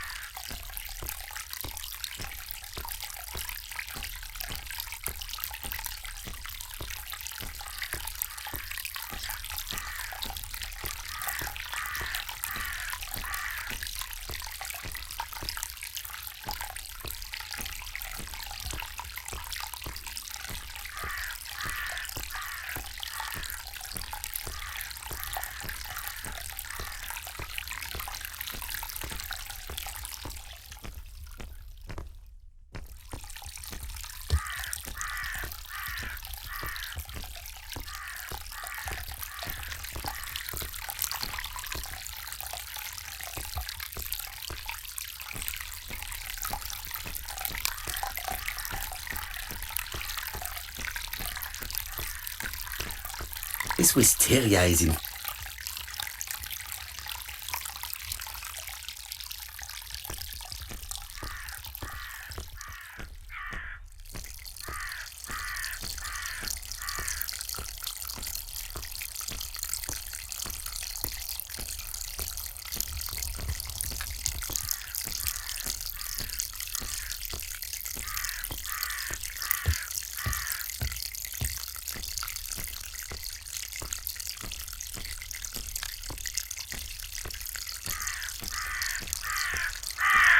Something make...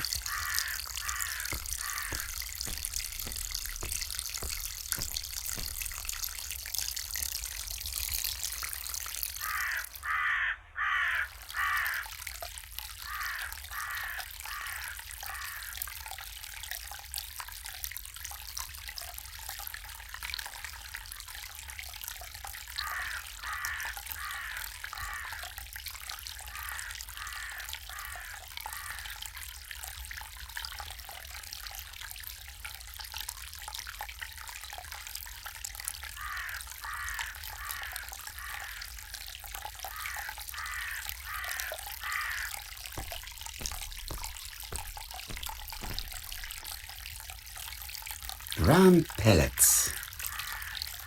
Revolt. Let us now try and get our brain cells to work.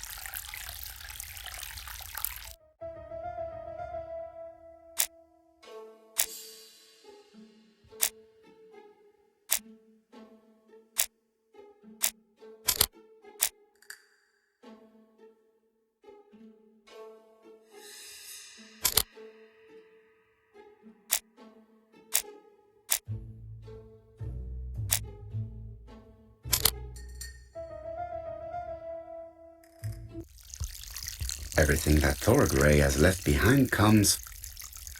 Let us now try.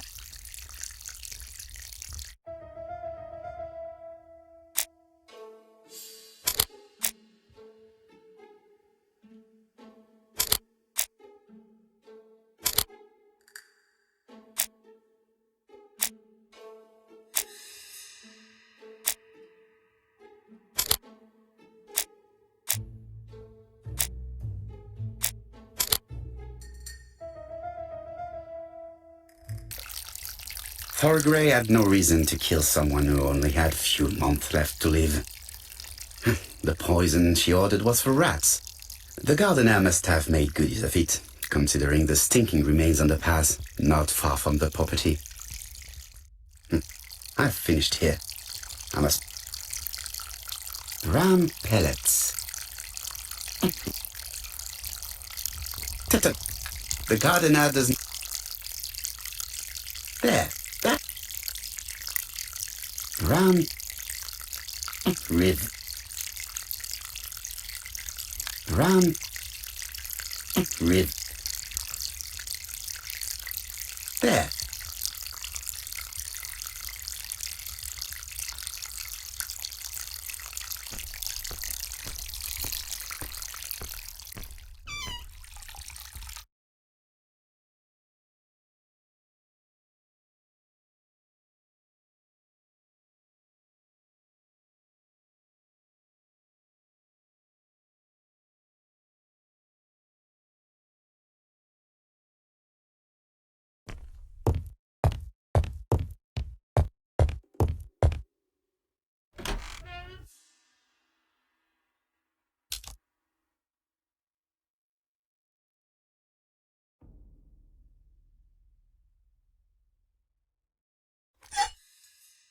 Perfect.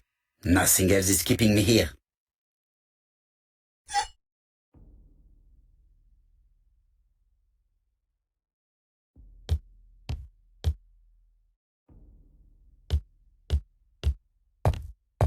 I am not going to leave camp. Best to leave.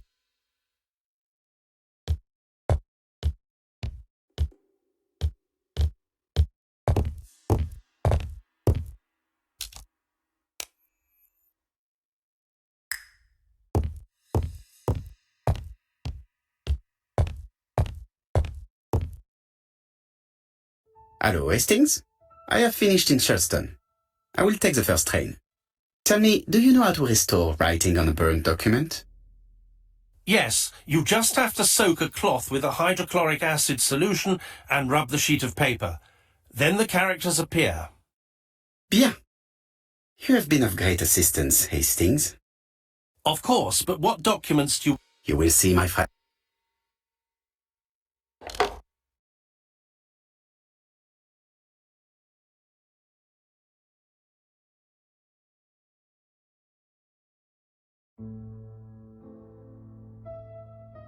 Donald Fraser is here. He insisted on waiting to see you.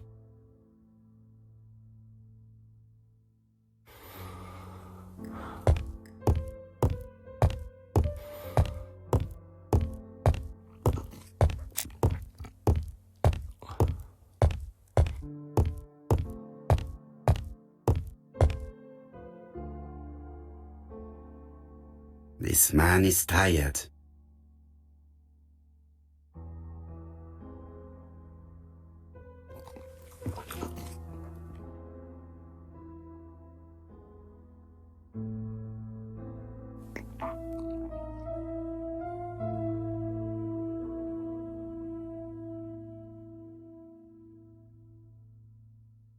Donald is short of sleep, and it looks as if he didn't even bother to undress before going to bed.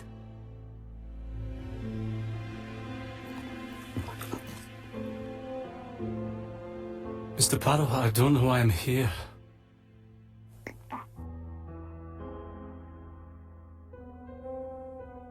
You wanted to talk, and you came to find the only man capable of hearing you. Mr. Poirot, since Betty's death, I've doubts about myself. I don't know what to do. And I keep having a horrible dream 3 nights in a row.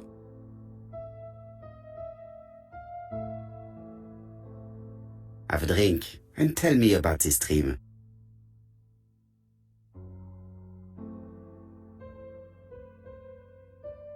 It's always the same. I'm on the beach with Betty. I grab her round the throat, and I squeeze, and squeeze until she's dead.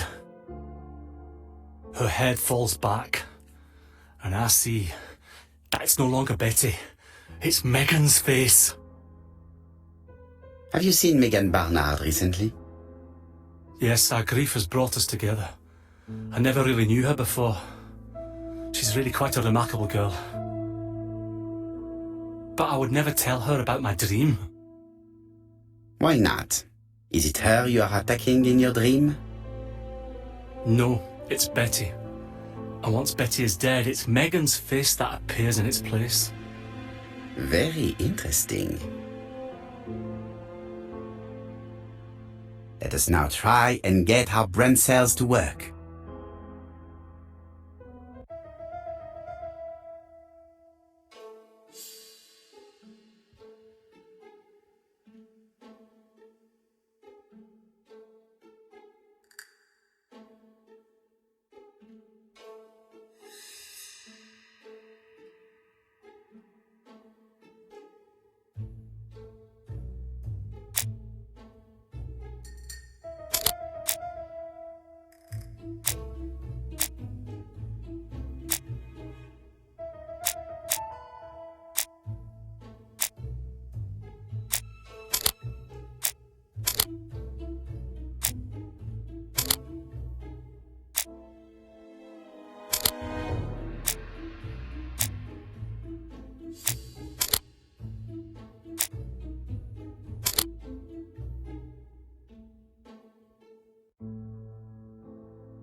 Mr. Fraser, I think that the real meaning of this dream is that you are in love with Megan Barnard. Please go on. Do. This dream certainly betrays your guilt. Oh. But what do you feel guilty about? Having killed your fiancé? Possible. Or forgetting her very quickly for her sister? Certainly. And this forgetting is perceived as a second death. So you don't really think I was the one who killed Betty? I do not exclude this theory. I am simply saying that I do not need to know that fact to explain your dream and your guilt. Thank you for being frank, Mr. Poirot. You've helped me a great deal. I'm going back to Bexhill. I'll not take any more of your time up. It is late, Mr. Fraser, and you are tired. I'll sleep on the train. I like trains. It's easy to sleep rocked by the sound of the wheels. Poor boy, he seems completely lost. Well, women seem to like him. I think Megan will take care of him. Oh, I remember. Did you order the product I needed? Yes, we'll be receiving it tomorrow. Bien, it is late, and I asked Miss Gray to come tomorrow morning. I have a few questions I wish to ask her.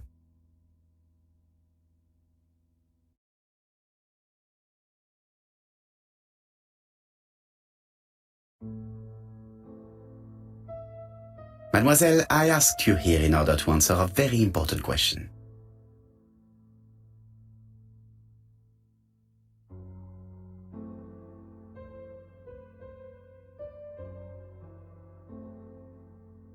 Am I right in thinking you said that you did not speak to anyone on the day Sir Carmichael was murdered?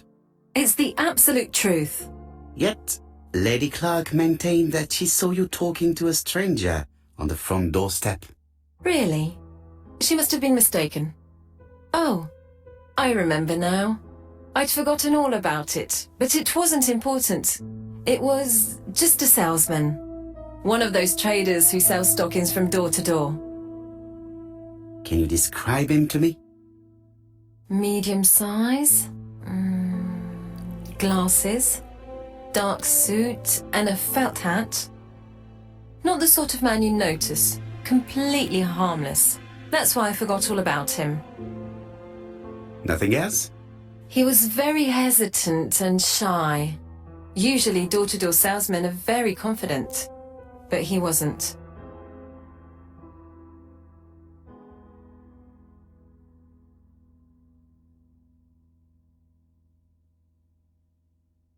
Mademoiselle, the circumstances of your departure do not appear very clear.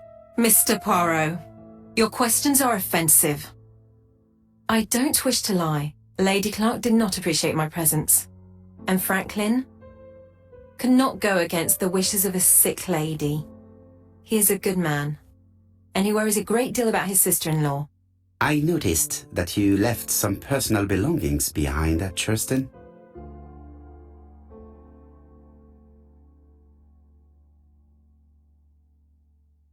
It was too risky for you to keep these objects, am I correct? Risky?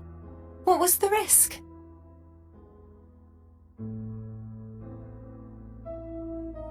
You know very well what Lady Clark might have said if you had kept these objects. Indeed. These objects were gifts. But Lady Clark would have been convinced that I'd stolen them. By returning them, I put an end to such evil gossip. Bien. I must ask you one last question.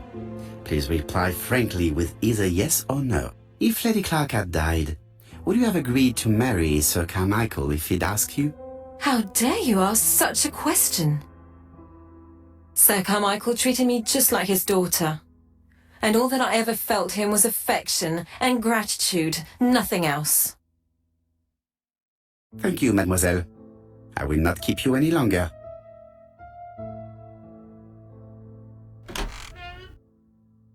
I met Thora Grey on the stairs. Her cheeks were ablaze, and she appeared to be deeply hurt. Poirot, have you offended the poor girl again? Do you have good reasons for accusing her? I accused her of nothing, Hastings. I simply asked her an important question she did not answer. Let us see if we can answer it for her. Let us now try and get our brain cells to work.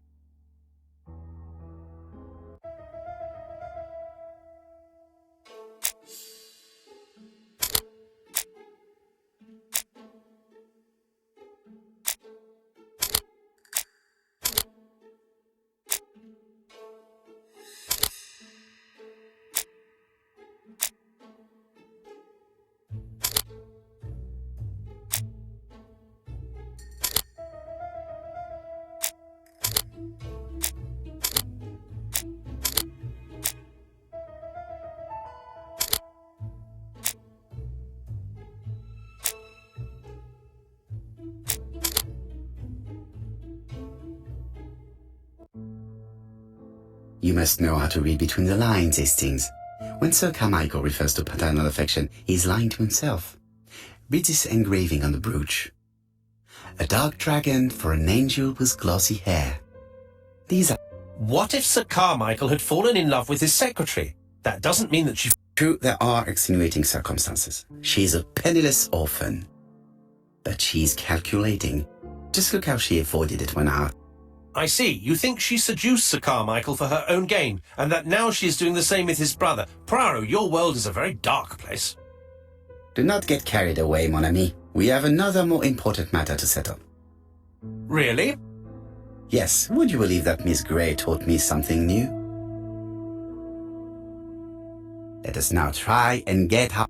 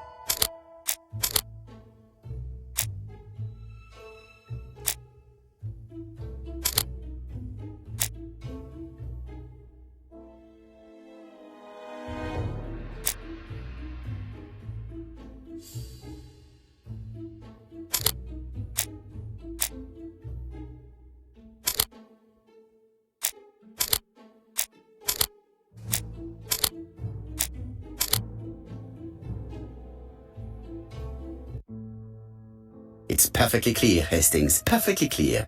Indeed, a stalking seller visited Andover, Bexhill and Churston on the day of each murder. We have our suspect. This should be of interest, Job.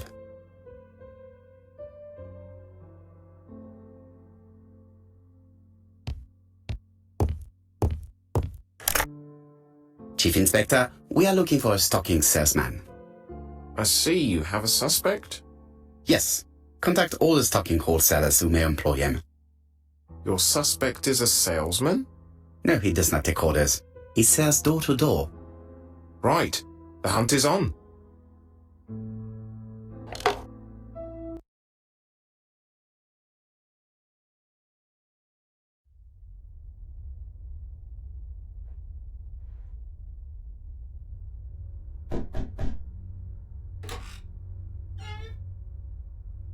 Are you leaving, Mr. Cust? Yes, I'm going to Cheltenham. You shouldn't travel today. You don't look very well. I have to. I have engagements. I must respect them.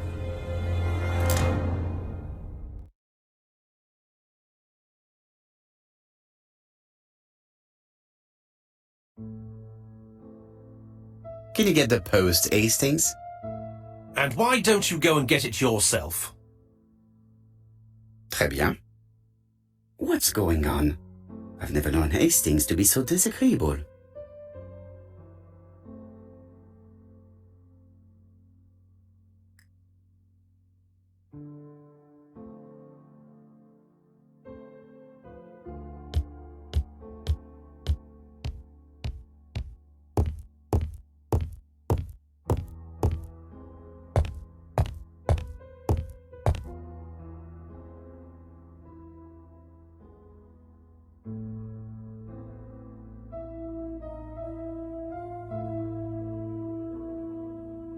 Poor Mr. Poirot.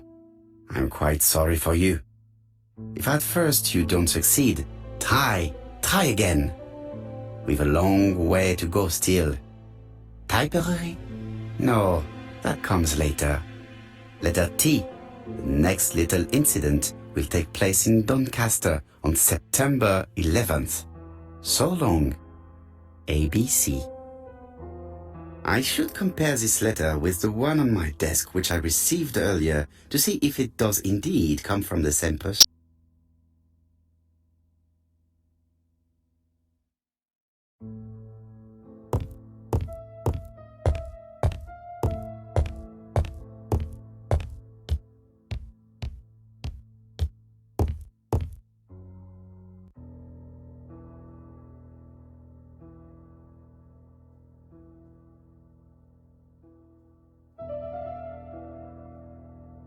Let us examine this.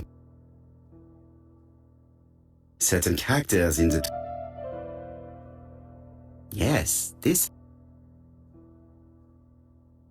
Right. Let us... I don't see any... Yes. I have to find some other similar...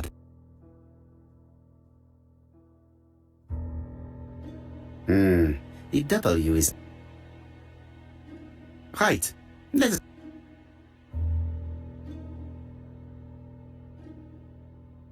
Of course, the W characters in the two letters do indeed... I have to find... Yes, the... Right. Let's... That's right. The A characters in the two letters do indeed have the same defects. My theory was right. These two letters were written with the same typewriter. Hastings, he strikes tomorrow. Chief Inspector Japp? He's on another line. Can I take a message? Yes, please, mademoiselle. It is from Hercule Poirot. Tell him... Very well, sir. Bien, now I'm going to see what I can find from these burnt documents. I've received the product I need. Hastings, if you do not mind, I would like you to take a few notes. Yes, yes.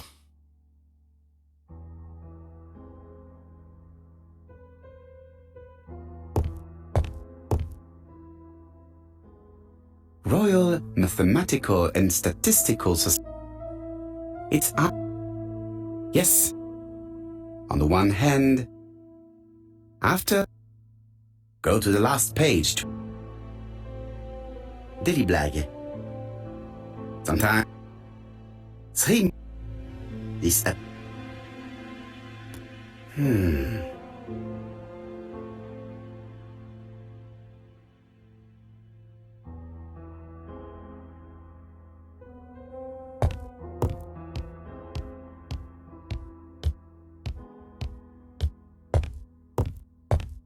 So, how are you getting...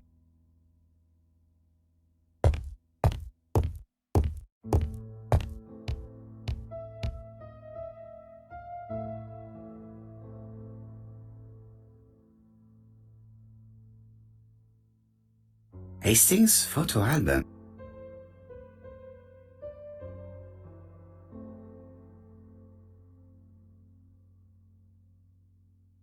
Churston, Devon.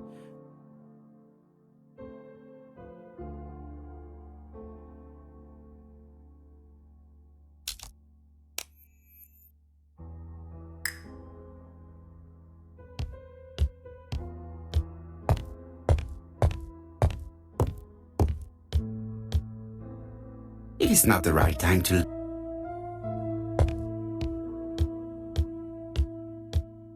I've finished with this. I've finished.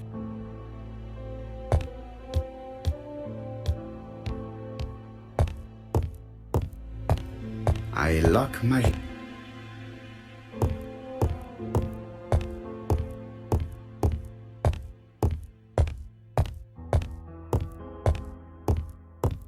So, how... Now, what of this needs putting in order a little?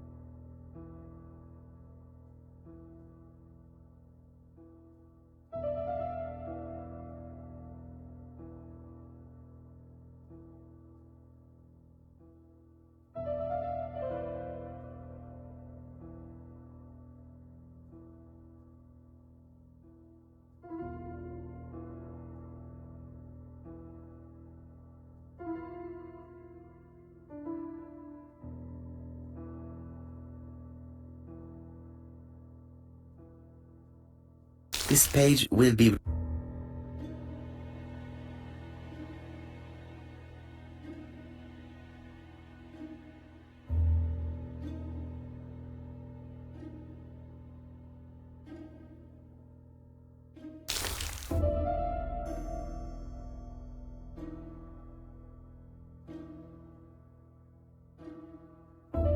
This piece should be placed here.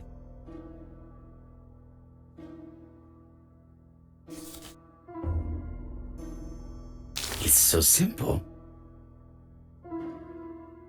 This page is finished. That's done.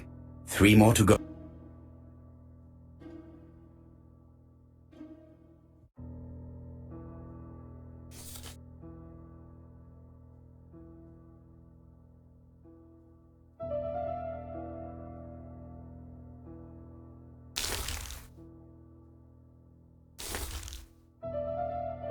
This page is finished.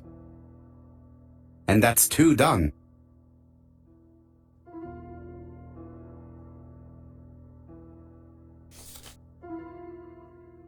This piece should be placed.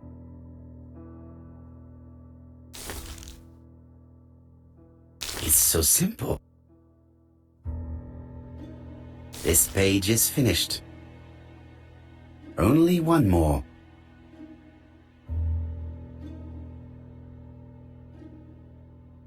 I think that this is right.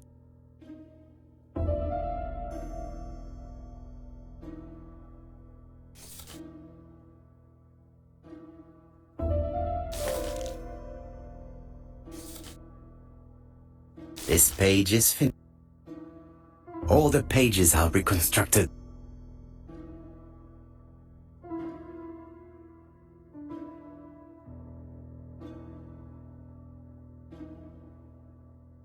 A bottle of solvent. A dry cloth.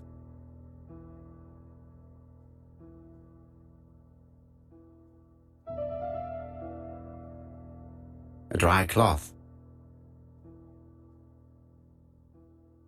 a bottle of solvent,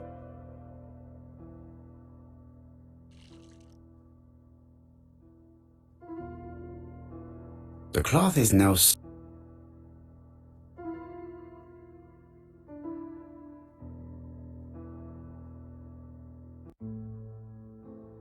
Got it! Make a note, Hastings, make a note. Mrs. Alice Asher, shop owner in Andover. Tracheitis, hemoptysis, prescribed laudanum. I got it. Look. Poirot, where on earth did you find these files? On a fire at the bottom of the garden at campsite. All right, but where did the person who burned them find them?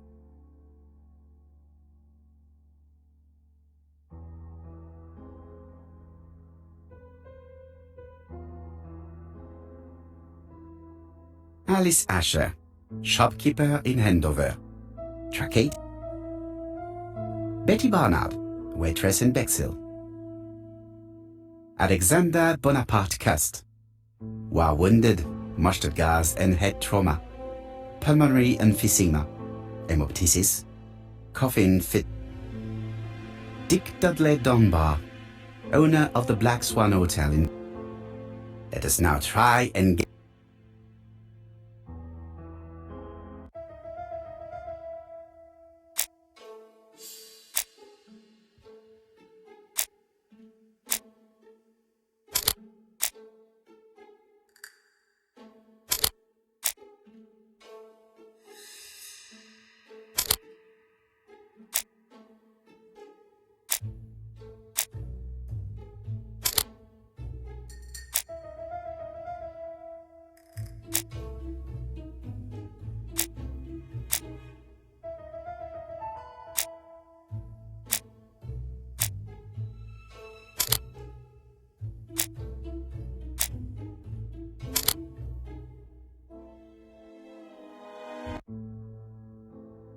The burned documents are medical records and without a doubt they come from Clark's archives.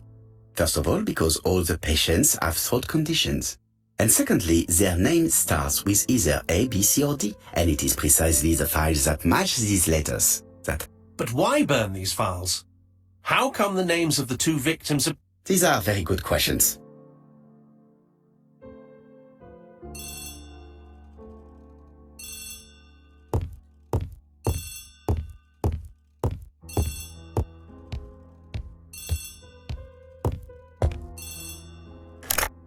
Hello, Poirot? Any news, Chief Inspector? You wanted a stocking seller? We have one.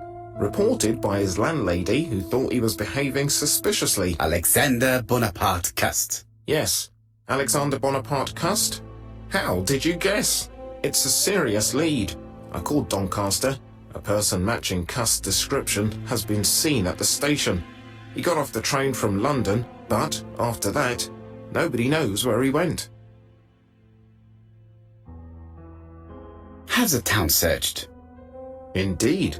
It's the only thing to do. But it appears that all our hopes rest on the local police. Something is bothering me. Can you reread the burnt documents? Look at the fourth file. Dick Dudley Dunbar, Black Swan Hotel. Mon Dieu, Hastings, bien sûr. It's the fourth victim. We must warn Mr. Dunbar immediately. Hello, the Black Swan. Speaking. Dick Dudley Dunbar. Is there Mr. Cust among your guests? He arrived today. Shall I call him for you? No, it is you I wish to speak with. But who is this Cust? Have you heard about the ABC case? Oh, yes. I must say I'm not all that reassured. What with You're in danger. Beware of your guest. Do you think that Cust might be dangerous? Oh, I do hope you're wrong. He seems so harmless, you know. Oh, yes, completely harmless. Do not be fooled. He has already A murderer? Dunbar, can you hear me? Dunbar! Hello? Dunbar has had malaise. That's all we needed. I'm calling the Doncaster police. Hello, Poirot. We have some good news. The police in Doncaster... How is the hotel owner? He had a heart attack. He was taken to the hospital. Oh no. It is my fault. When I told him the killer was at his hotel, I should have been more considerate. Come on, Poirot. You weren't to know he had a weak heart. No, of course. While we're waiting to question Cust, we could search his room in London. Where does he live? The Marbury Guest House? I'll see you there. Yes, but start without me.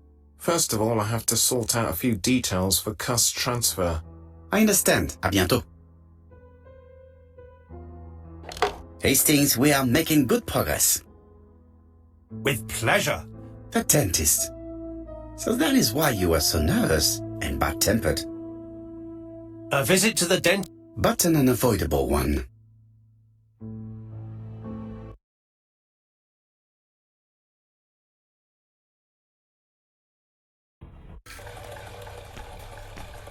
To Marbury Guest House, please.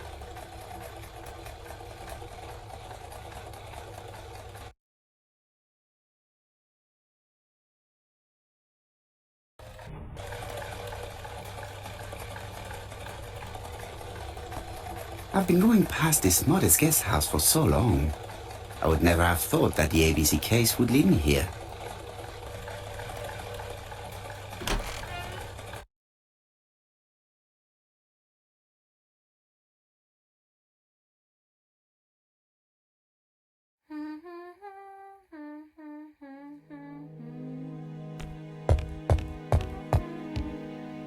How do you do? You must be Mr. Hercule Poirot, Chief.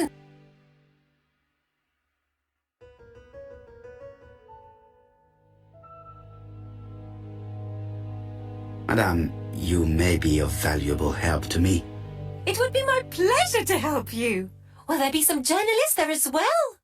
I think you might even be interviewed. You are key witness. I've suspected him for some time, but he appeared so harmless. Oh yes, sometimes he got angry and waved his arms about. But even then, he wasn't frightening. And he was as gentle as a lamb again immediately afterwards. It was only this morning that I understood.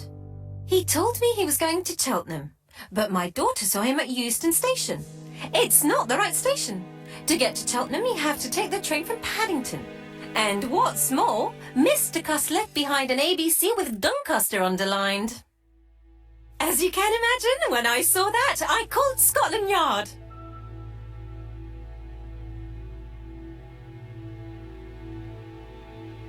Well done. You were right. He did go to Doncaster. So I was right to warn the police. Tell me, did you have any other reason to suspect Mr. Cust? Well, he's odd. Sometimes he coughs really loudly and complains that his throat is burning, and sometimes he talks to himself and stares into space. He told me that it was because of a wound he got in the war. His head hasn't been quite right since, he said. And then he was in Churston when that millionaire got murdered. I found his train ticket when I washed his coat. He didn't want me to wash his shirt. He washed it himself. But I did see big brown stains on it.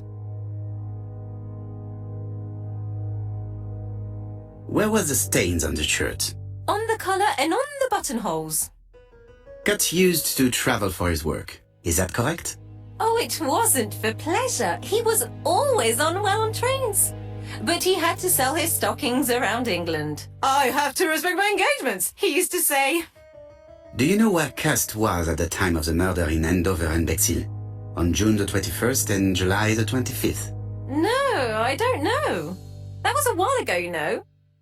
But surely you keep a register. It won't do you much good. Mr. Cuss rents his room for the year. If he goes away for a few days, I have no reason to make a note of it. Ah! I remember one thing. Bexhill's by the sea, right? Indeed, it is a large seaside resort. Well, as it happens, at the start of July, Mr. Cust asked me to repair his bathing dress. Suspicious, huh? Very interesting. Please continue. I also forgot to say that he started buying newspapers that talked about the case.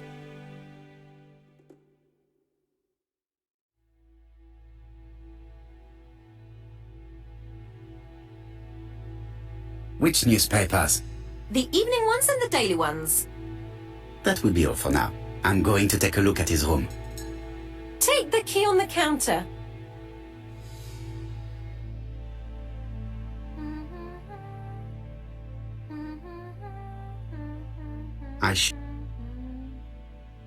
I don't think my red...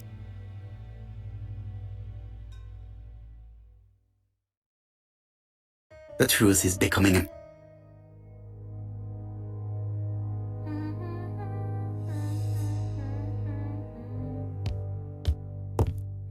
I have something to say to Mrs. Marbury.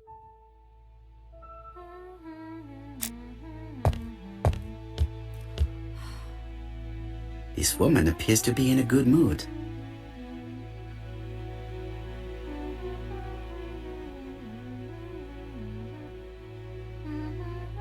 Mrs. Marbury is in a good mood.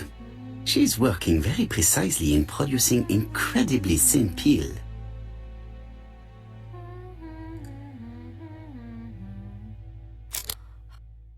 Mrs. Marbury, if I am to believe the register, you rented room 306 to a certain Mr. Fishman on the day of the Bexley murder? Room 306 is Cust's room. Can you explain yourself? Yes, I remember. Just for one night as a favour. Mr. Cust was away, all my other rooms were taken, and poor Mr. Fishman had nowhere to go.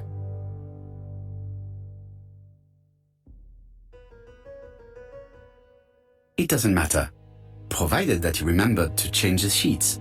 Oh, do you think so?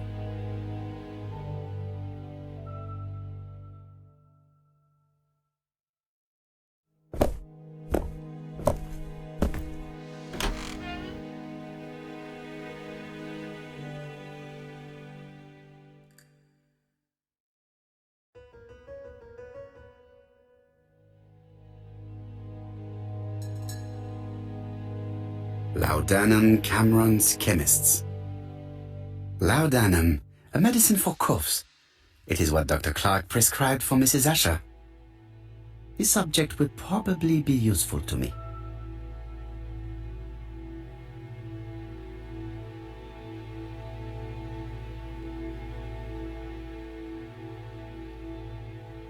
Diethyl barbituric acid, Johnson Company.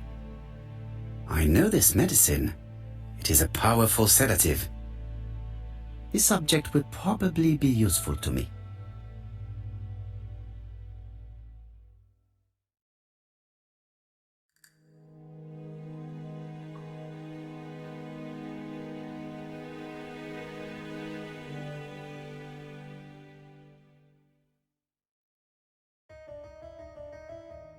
Trousers, white shirts. Everything has been washed very well.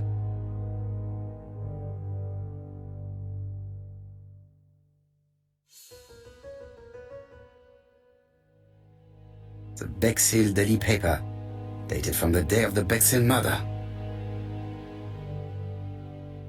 Most probably the bathing dress repaired by Mrs. Marbury's expert hands. All the main articles referring to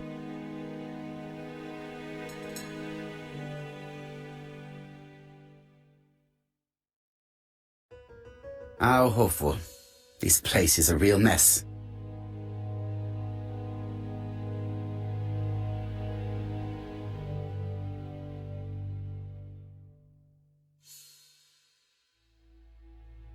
The least we can say is that Mr. Cust is not very concerned about order and balance.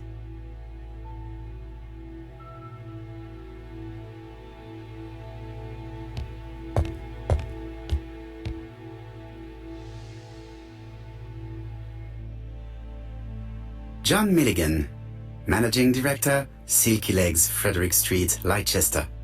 To A.B. Cust, Marbury's guest.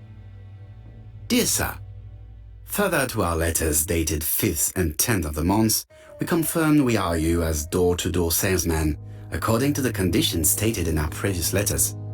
We will send you the articles by mail and also a Redfield typewriter you will be using for every business letter. Regarding the schedule of your rounds, please do as following. June 21, Andover. Arrive by train the 20th in the evening and get a room at Station Hotel. Start your turn in the north part of the town. This letter establishes that Cust went to Andover, but the ink has hidden the destinations of his other trips. I know from Mrs. Marbury that he went to Churston. I just have to show that he went to Bexhill, and I will have proved that he was present at all the crime scenes.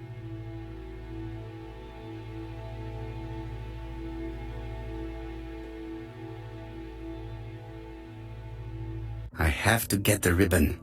How am I going to do it?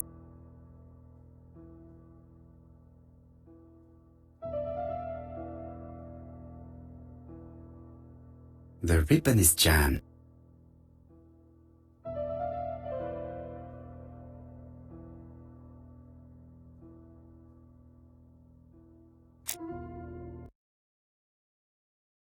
Did Cust drop it when he opened the window? Or was it Mrs. Marbury while she was cleaning?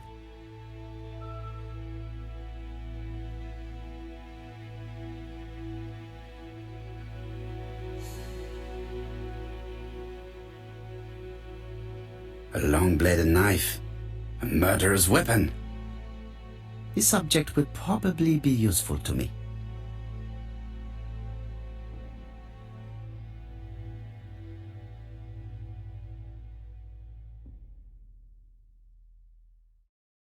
It's an ABC.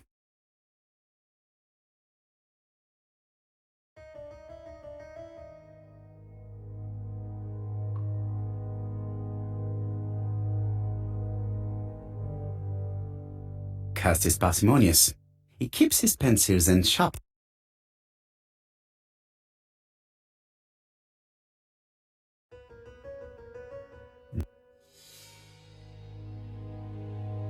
I have to get the...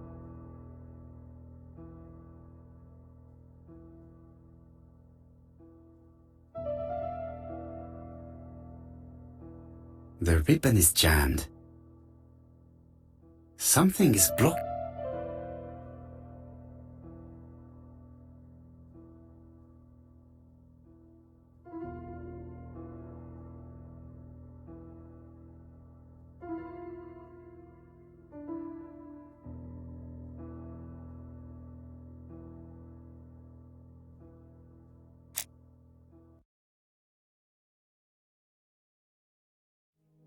The least we can say that Mr. Cust is not very concerned about order and balance.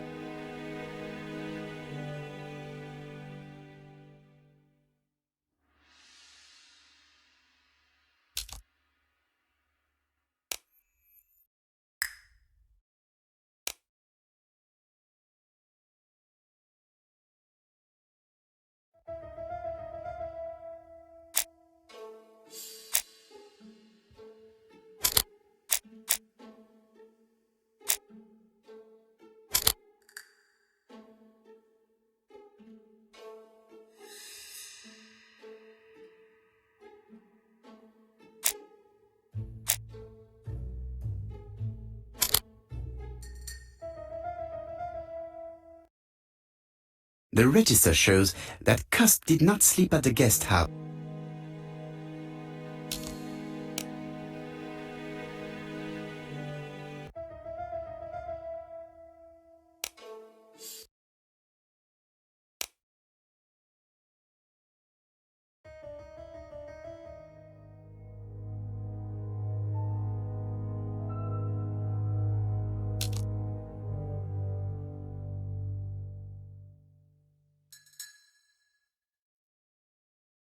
ABC guys, enough to sign about a dozen murders. It's closed.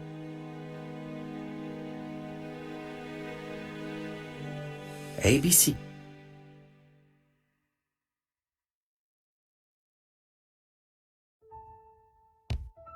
ABC guys.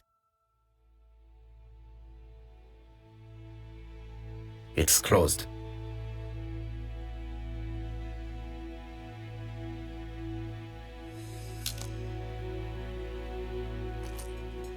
This knife is very useful.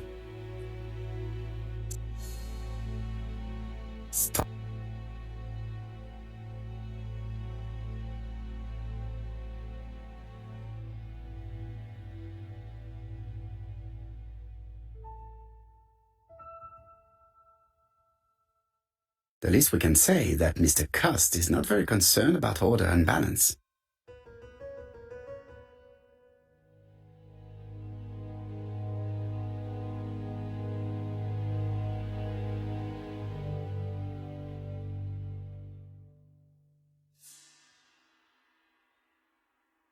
I have to get the ribbon. How am I going to do it?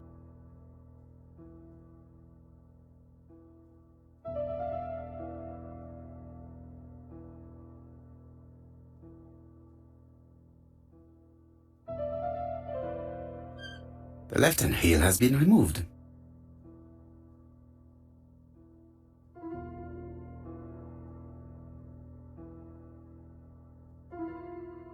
The right-hand heel has been removed.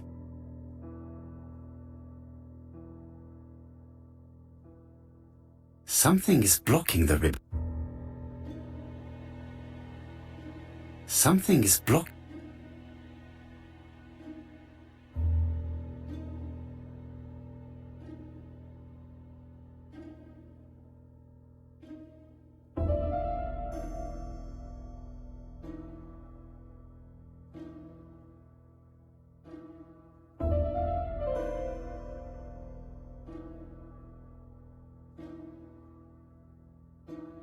Something is blocked.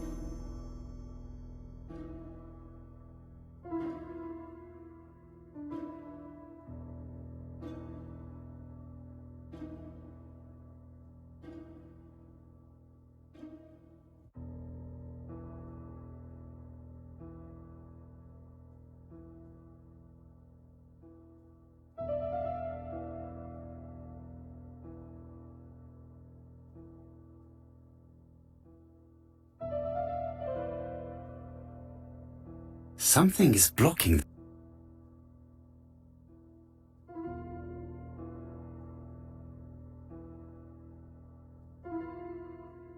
Something is blocking the ribbon.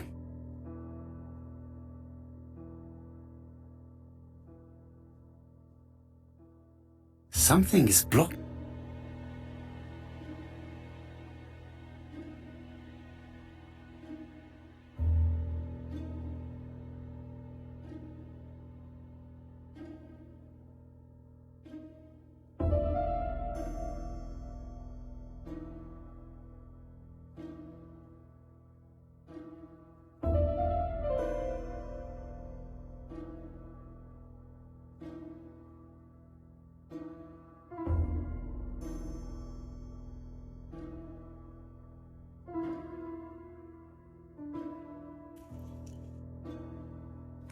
And here is the ribbon.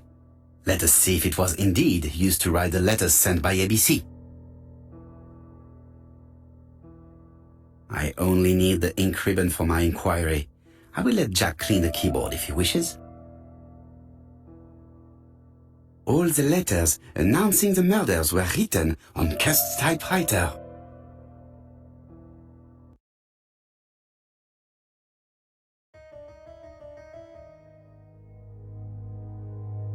War of 1914-1918. By the King's order, the name of Corporal A.B. Cust, Devonshire Regiment, was published on the London Gazette on May the 10th, 1918, as mentioned in a dispatch for gallant and an army dispatch, wounded on the Somme front, victim of a gas attack. Corporal Cust greatly deserves his distinction.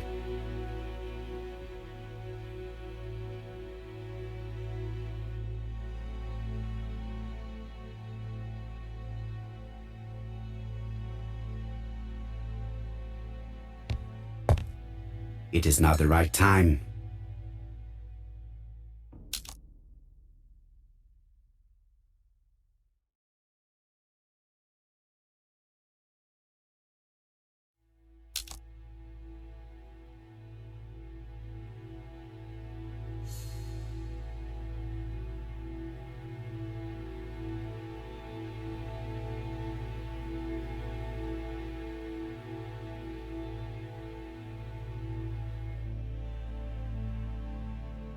It is not the...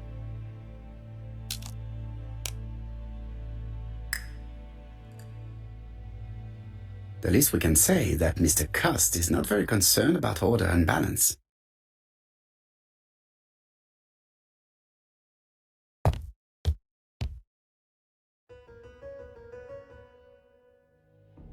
The least we can say that Mr. Cust is not very concerned about order and balance.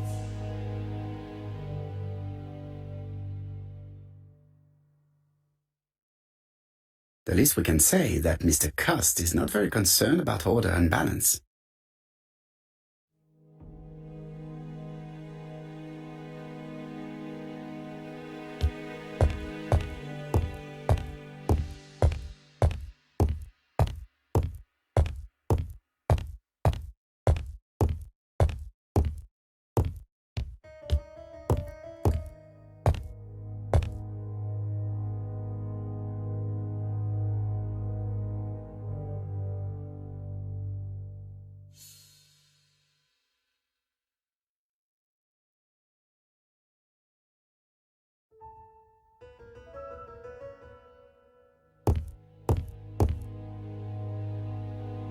Stocking.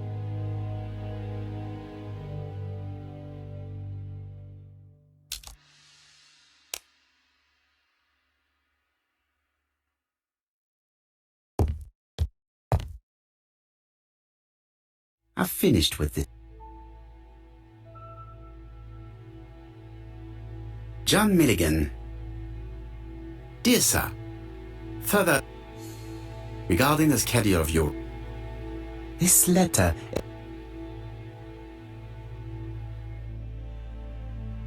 Cust is parsimonious.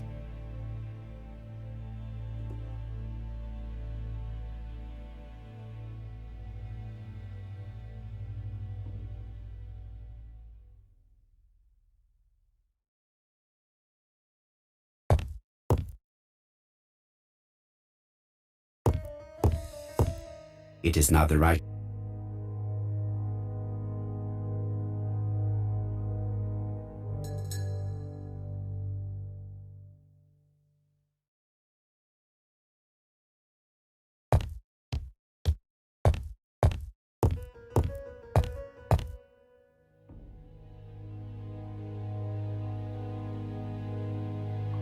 It's an...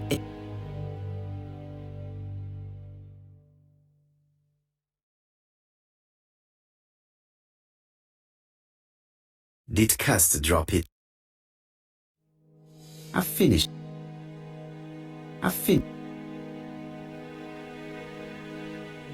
The least we can say that Mr. Cust is not very concerned about order and balance.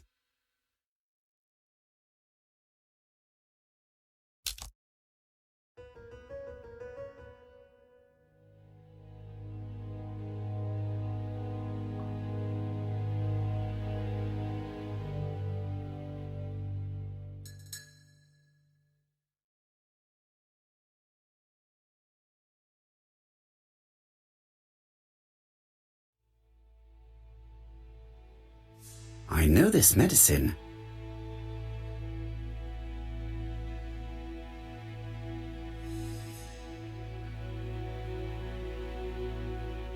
Laudanum, a medicine for...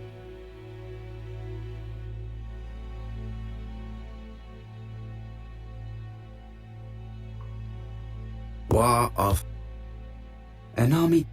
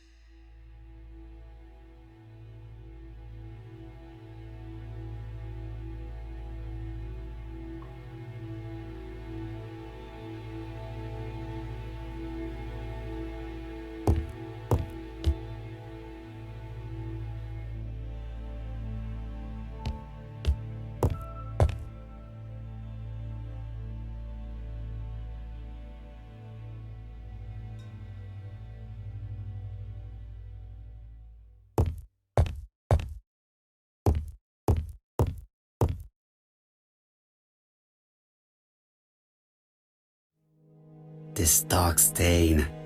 It could be blood, but goodness knows how long it has been there. No use continuing the inspection of this room.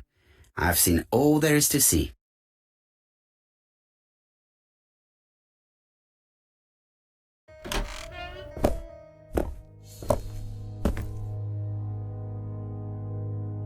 Goodbye, Mrs. Marbury. Thank you for your help.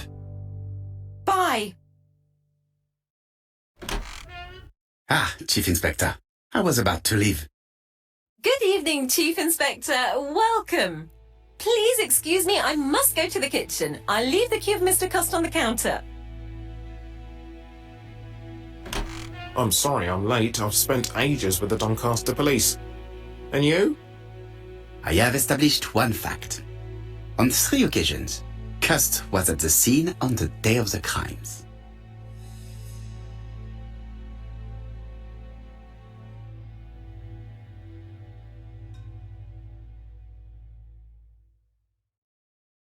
I had best talk to... I've listened closely to what you have to say, Poirot. That is what... Let us now try and get our brain cells to work.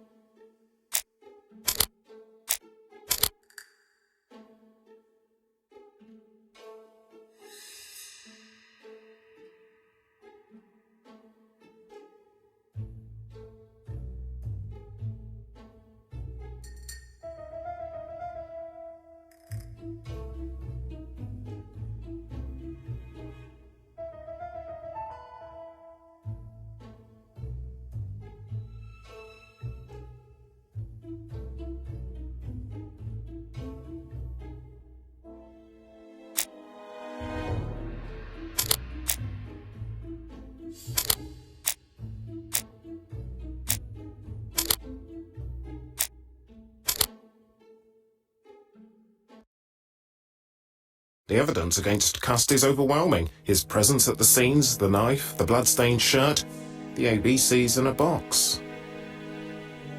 C'est vrai. However, The blood Mrs. Marbury saw on Cust's shirt may have been his own. According to his medical records, he suffers from hemoptysis. The murderer cut Sir Carmichael's throat from behind, and the blood spurted outwards. You would expect the murderer's shirt to be stained on the sleeves, not on the buttonholes, yet we see quite the opposite. You would expect the murderer to keep the newspaper articles about his crimes. But Cust's collection starts in Cheston, as if it discovered the case rather late. I agree it's troubling, but it doesn't change my mind. There's small details that we should be able to clear up by questioning Cust. When can you talk to him? Doncaster is sending him to us on the first train. Are they questioning him already? He says he can't remember a thing. It's plausible. Doctors say he suffers from absences and amnesia. Mrs. Marbury has confirmed this. He may have done the murders in an altered state. A familiar situation. It's not enough to clear his name. Dr. Thompson insisted that even if you don't know what you do... Très intéressant. I shall remember that. Right. I'll go and examine the suspect's... Chief Inspector, I took the liberty of... All right, we'll discuss them tomorrow. In the meantime...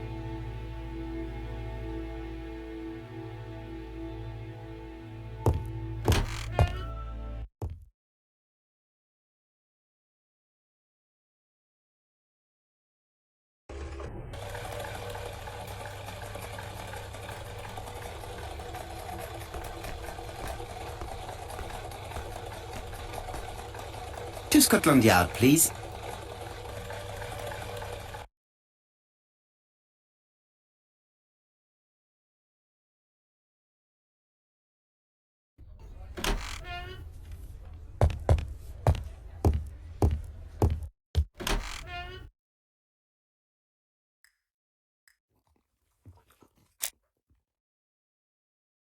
This man is not in good shape.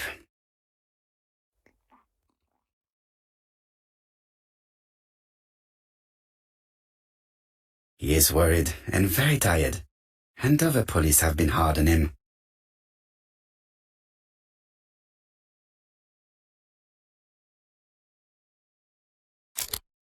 What do you want from me?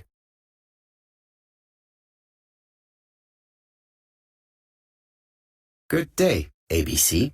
Do you know who I am? Someone who's got it in for me. I am Hercule Poirot, and I want nothing other than the truth. Ah, you're the detective.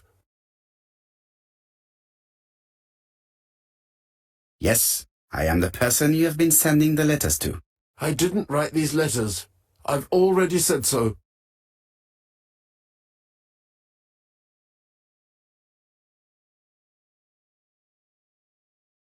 Maybe you forgot that you wrote these letters. Yes, it's true. Sometimes I forget. Maybe I did type them.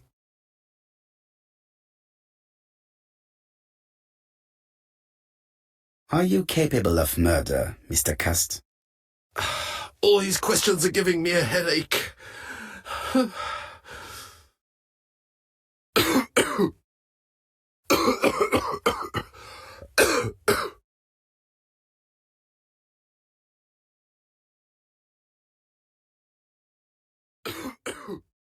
He is in no... Poor man.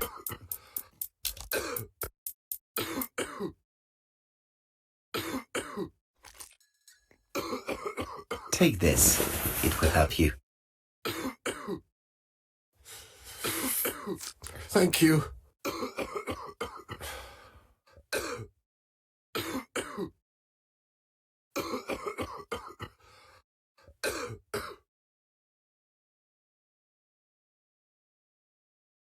Bon.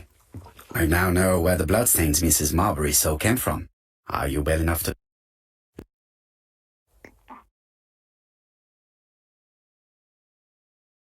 Are you capable of murder, Mr. Cust? All these questions are giving me a headache.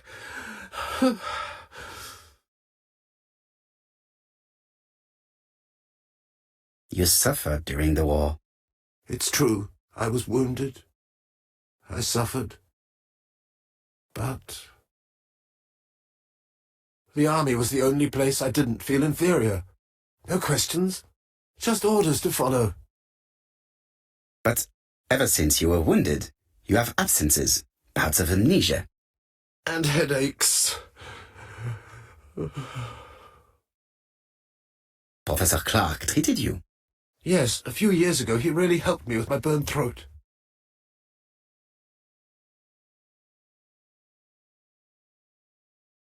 And to thank him, you murdered him? Stop talking about these murders.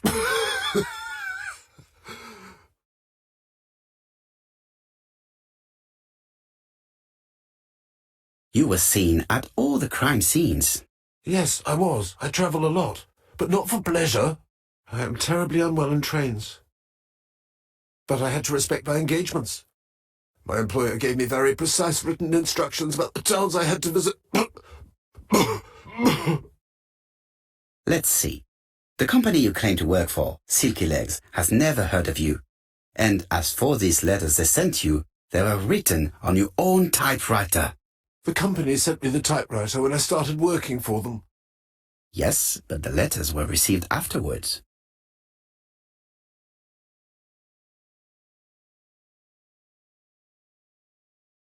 So it would appear that you typed them before sending them to yourself. I don't remember. Good God! I don't know what's happening to me. My head hurts terribly.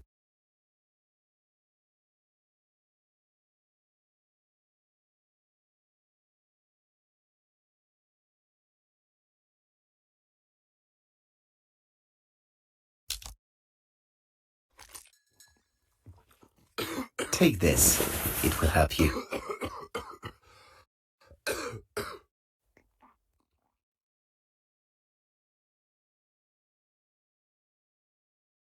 Oh, I think I'll be fine. Let us see, Cust. Look at me. You know very well that you committed these murders? Yes, I know. But I'm not wrong in saying that you do not know. No.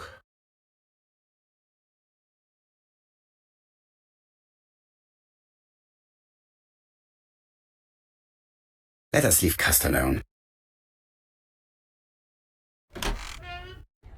And? What conclusion? Plenty. Let us now try and...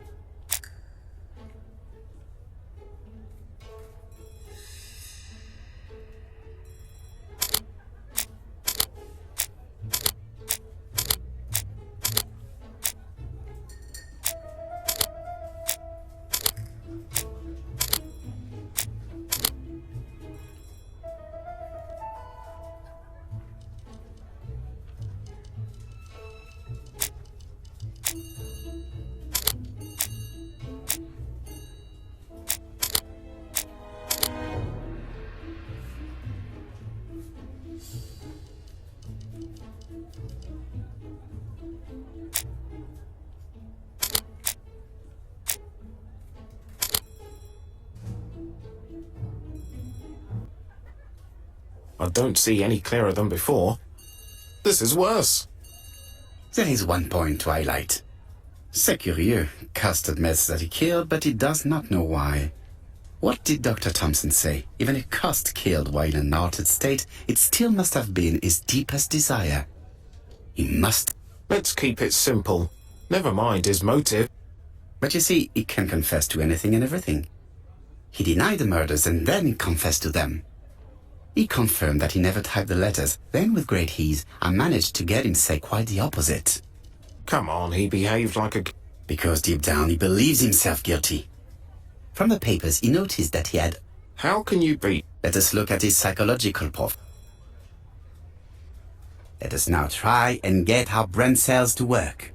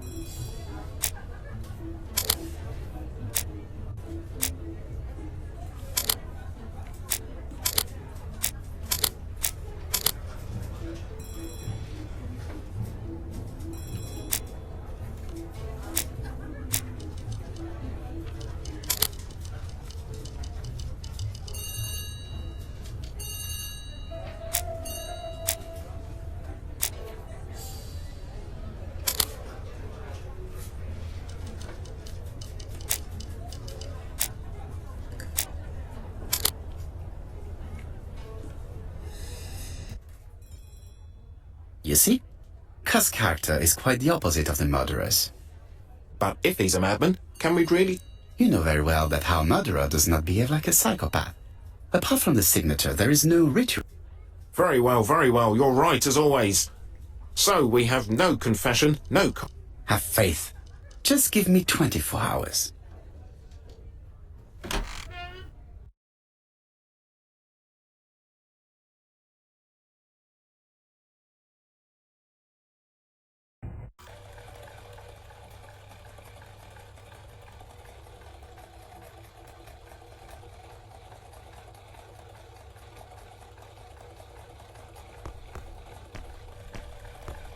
To Whitehaven, please.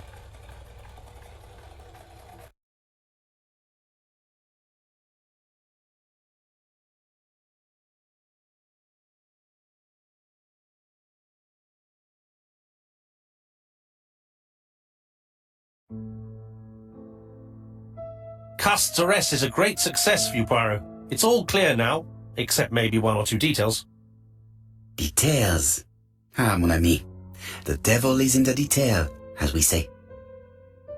Excuse me? Patience, Hastings.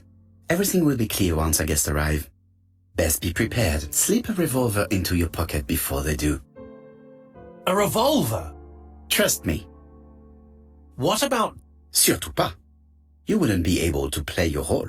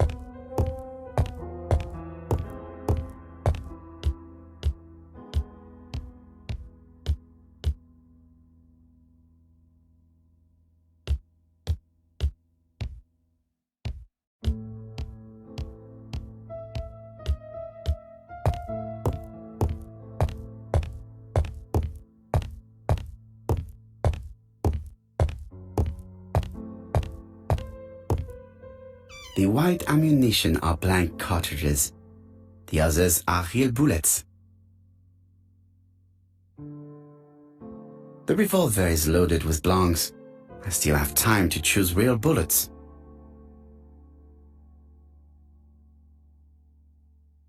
The revolver is loaded with real bullets. I still have time to choose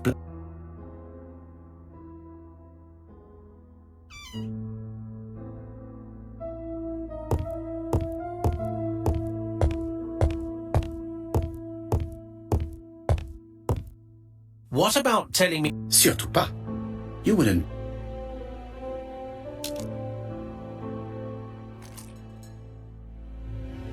Voila, I entrust you with my weapon. It has hardly been used. It is almost new.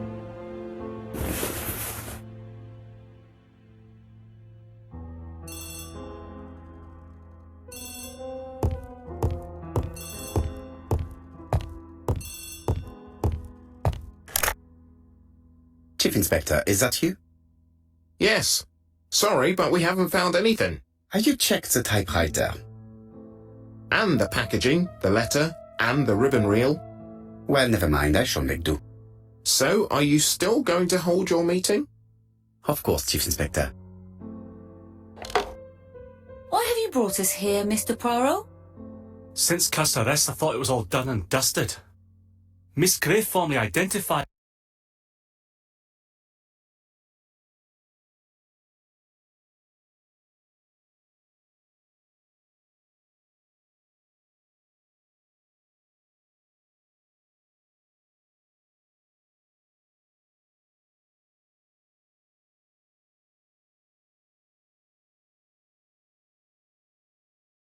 him, as well as Miss Barnard.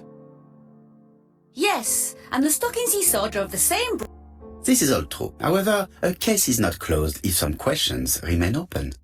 And one question is, why did the murderer send me his letters? Perhaps he wanted to play with you, Xenophobia? Maybe he didn't like you because you're foreign.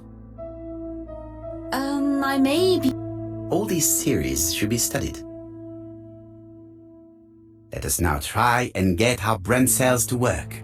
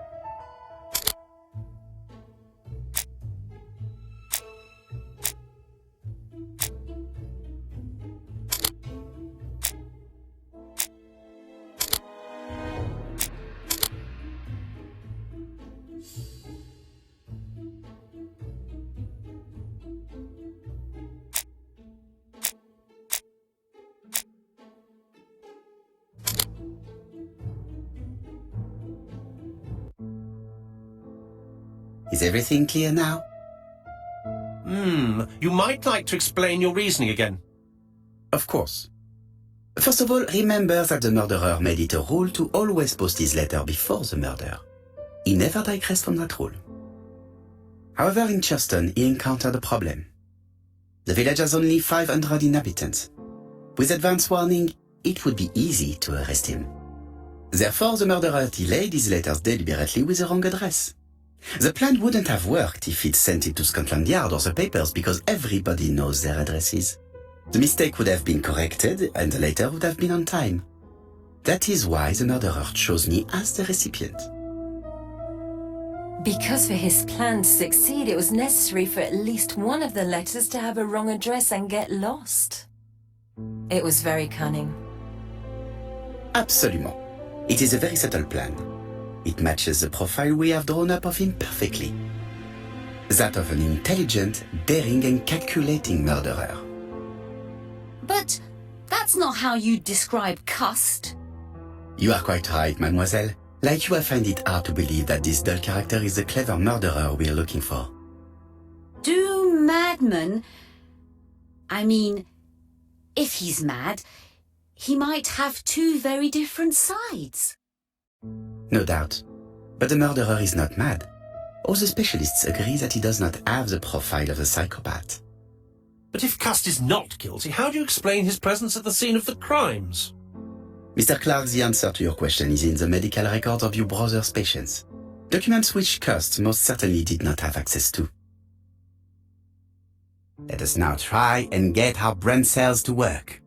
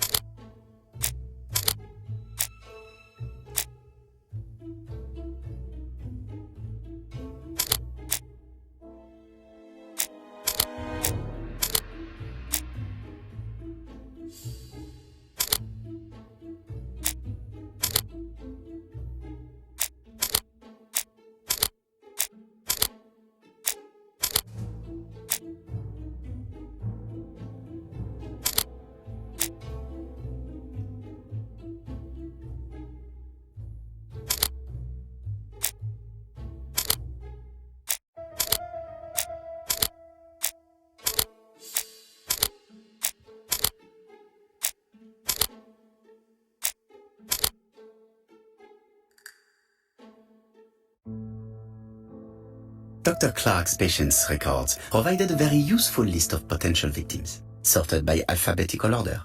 The killer definitely used it, explaining the fact that all the victims were former patients of the doctor.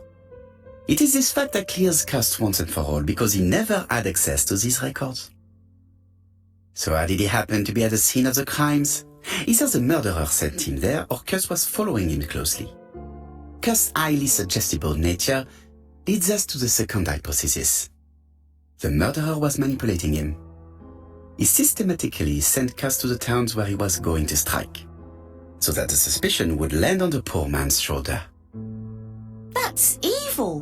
What sort of killer could have such a plan? And what would he gain from 3 completely different murders? Indeed, it seems unlikely that the same murderer committed all the crimes. What should we take from that?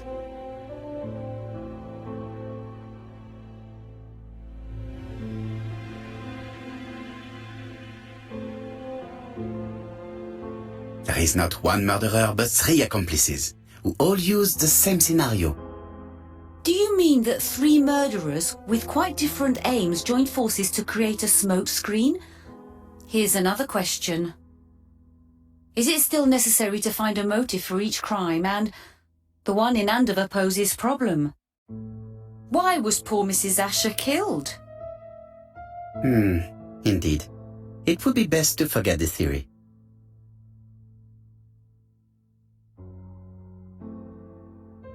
Just one murder was of benefit to the murderer, the others were just diversions. On reflection, there is only one conclusion. The murderer killed once out of interest, and twice to divert our attention. This reasoning points at 2 potential culprits. Franklin Clark. Donald Fraser? Yes, mademoiselle, that's good thinking. Mr. Fraser may have killed Betty out of jealousy. Mr. Clark may have killed his brother in order to inherit his large fortune. Both have a motive. But Donald did not have access to Dr. Clark's records. Please allow me to disagree with you, mademoiselle.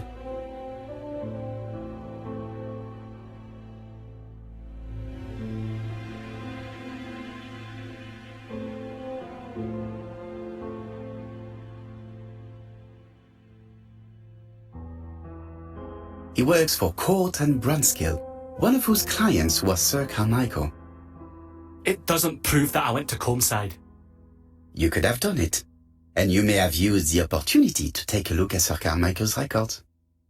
You think I'm guilty? You or Mr. Franklin Clark? That's ridiculous. Both of you have a motive. The question is, which of you has the profile that most resembles the murderer?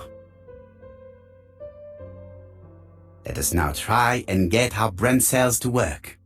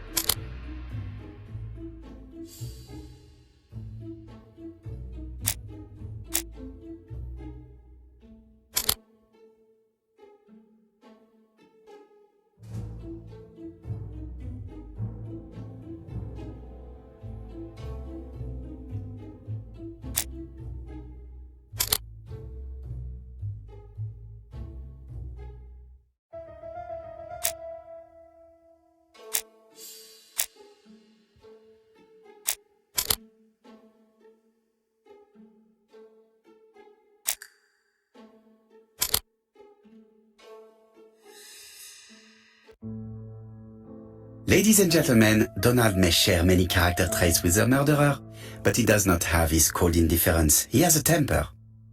It is hard to imagine him planning anything. Also, jealousy is his motive, and crimes of passion are rarely planned. Right, I suppose it's my turn to be subjected to the same scrutiny. Absolument, Mr. Clark. Let us now try.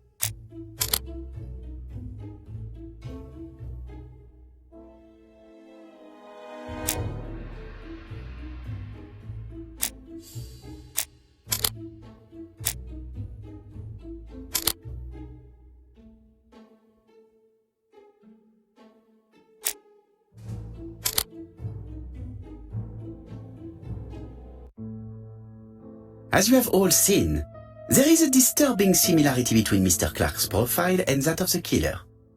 In actual fact, it is exactly the same. Mr. Poirot, your psychological studies are interesting, but your conclusions do not add up. Why would I have wished my brother's death? The inheritance is lawfully mine. I just have to wait. No, you had to act quickly. Because of Miss Grey. Mademoiselle, although you haven't been telling the truth, there is no doubt in my mind that you would have found a way to marry Sir Carmichael after Lady Clark's death. For you, Mr. Clark, it was a disaster. If Miss Grey had children by your brother, you would not have inherited a thing. You realized the danger after reading several letters from Comside, especially one in which your brother opened his heart to you. So you hurried home from China, and you took action. In truth, Cust was no more than a puppet manipulated by the real culprit. You, Mr. Clark. Such an imagination, Mr. Poirot. In fact, nobody manipulated Cust. The famous instructions he received by post. He wrote them on the typewriter. We know that for sure. Oh no. You know perfectly well. That is not true. Eh bien voilà, light has now been shed on the ABC murders. Your theories are ingenious, but you haven't any proof. One point to him. For the moment, I have no material proof. Either I admit to it, or I bluff.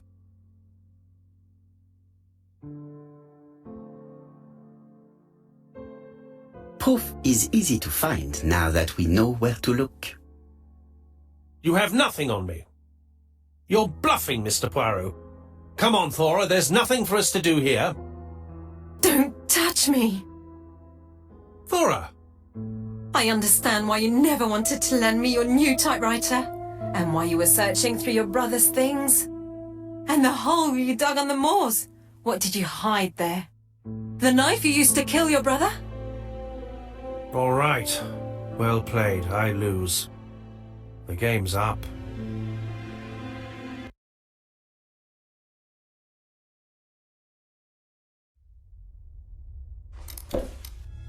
Don't come near me! I'll never let you take me, Mr. Poirot!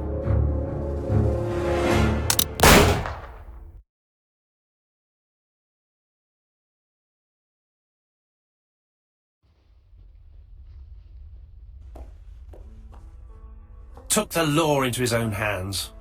He had no right. He should have paid for his crimes. I should have expected what he did. Come on, Poirot. Everybody makes mistakes. Exactly. Hastings, if one day I sound pretentious, please whisper these 3 letters in my ear. ABC. They shall remind me that we all have our limits, even me.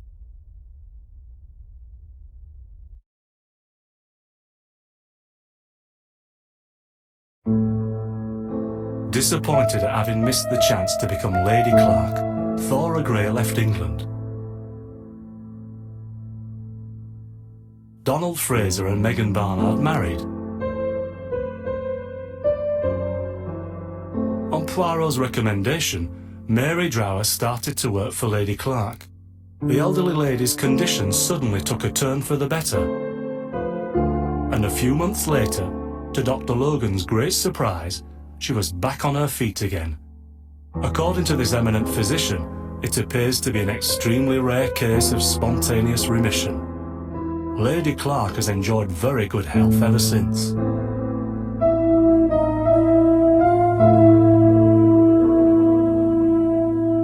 Journal of an Innocent, the incredible story of ABC. As for A.B. Cust, after being advised by Poirot, he made a great deal of money by selling his story to the press. And as for me, and with business booming, the Black Swan has become the #1 tourist attraction in the whole of Yorkshire, even more popular than York Minster.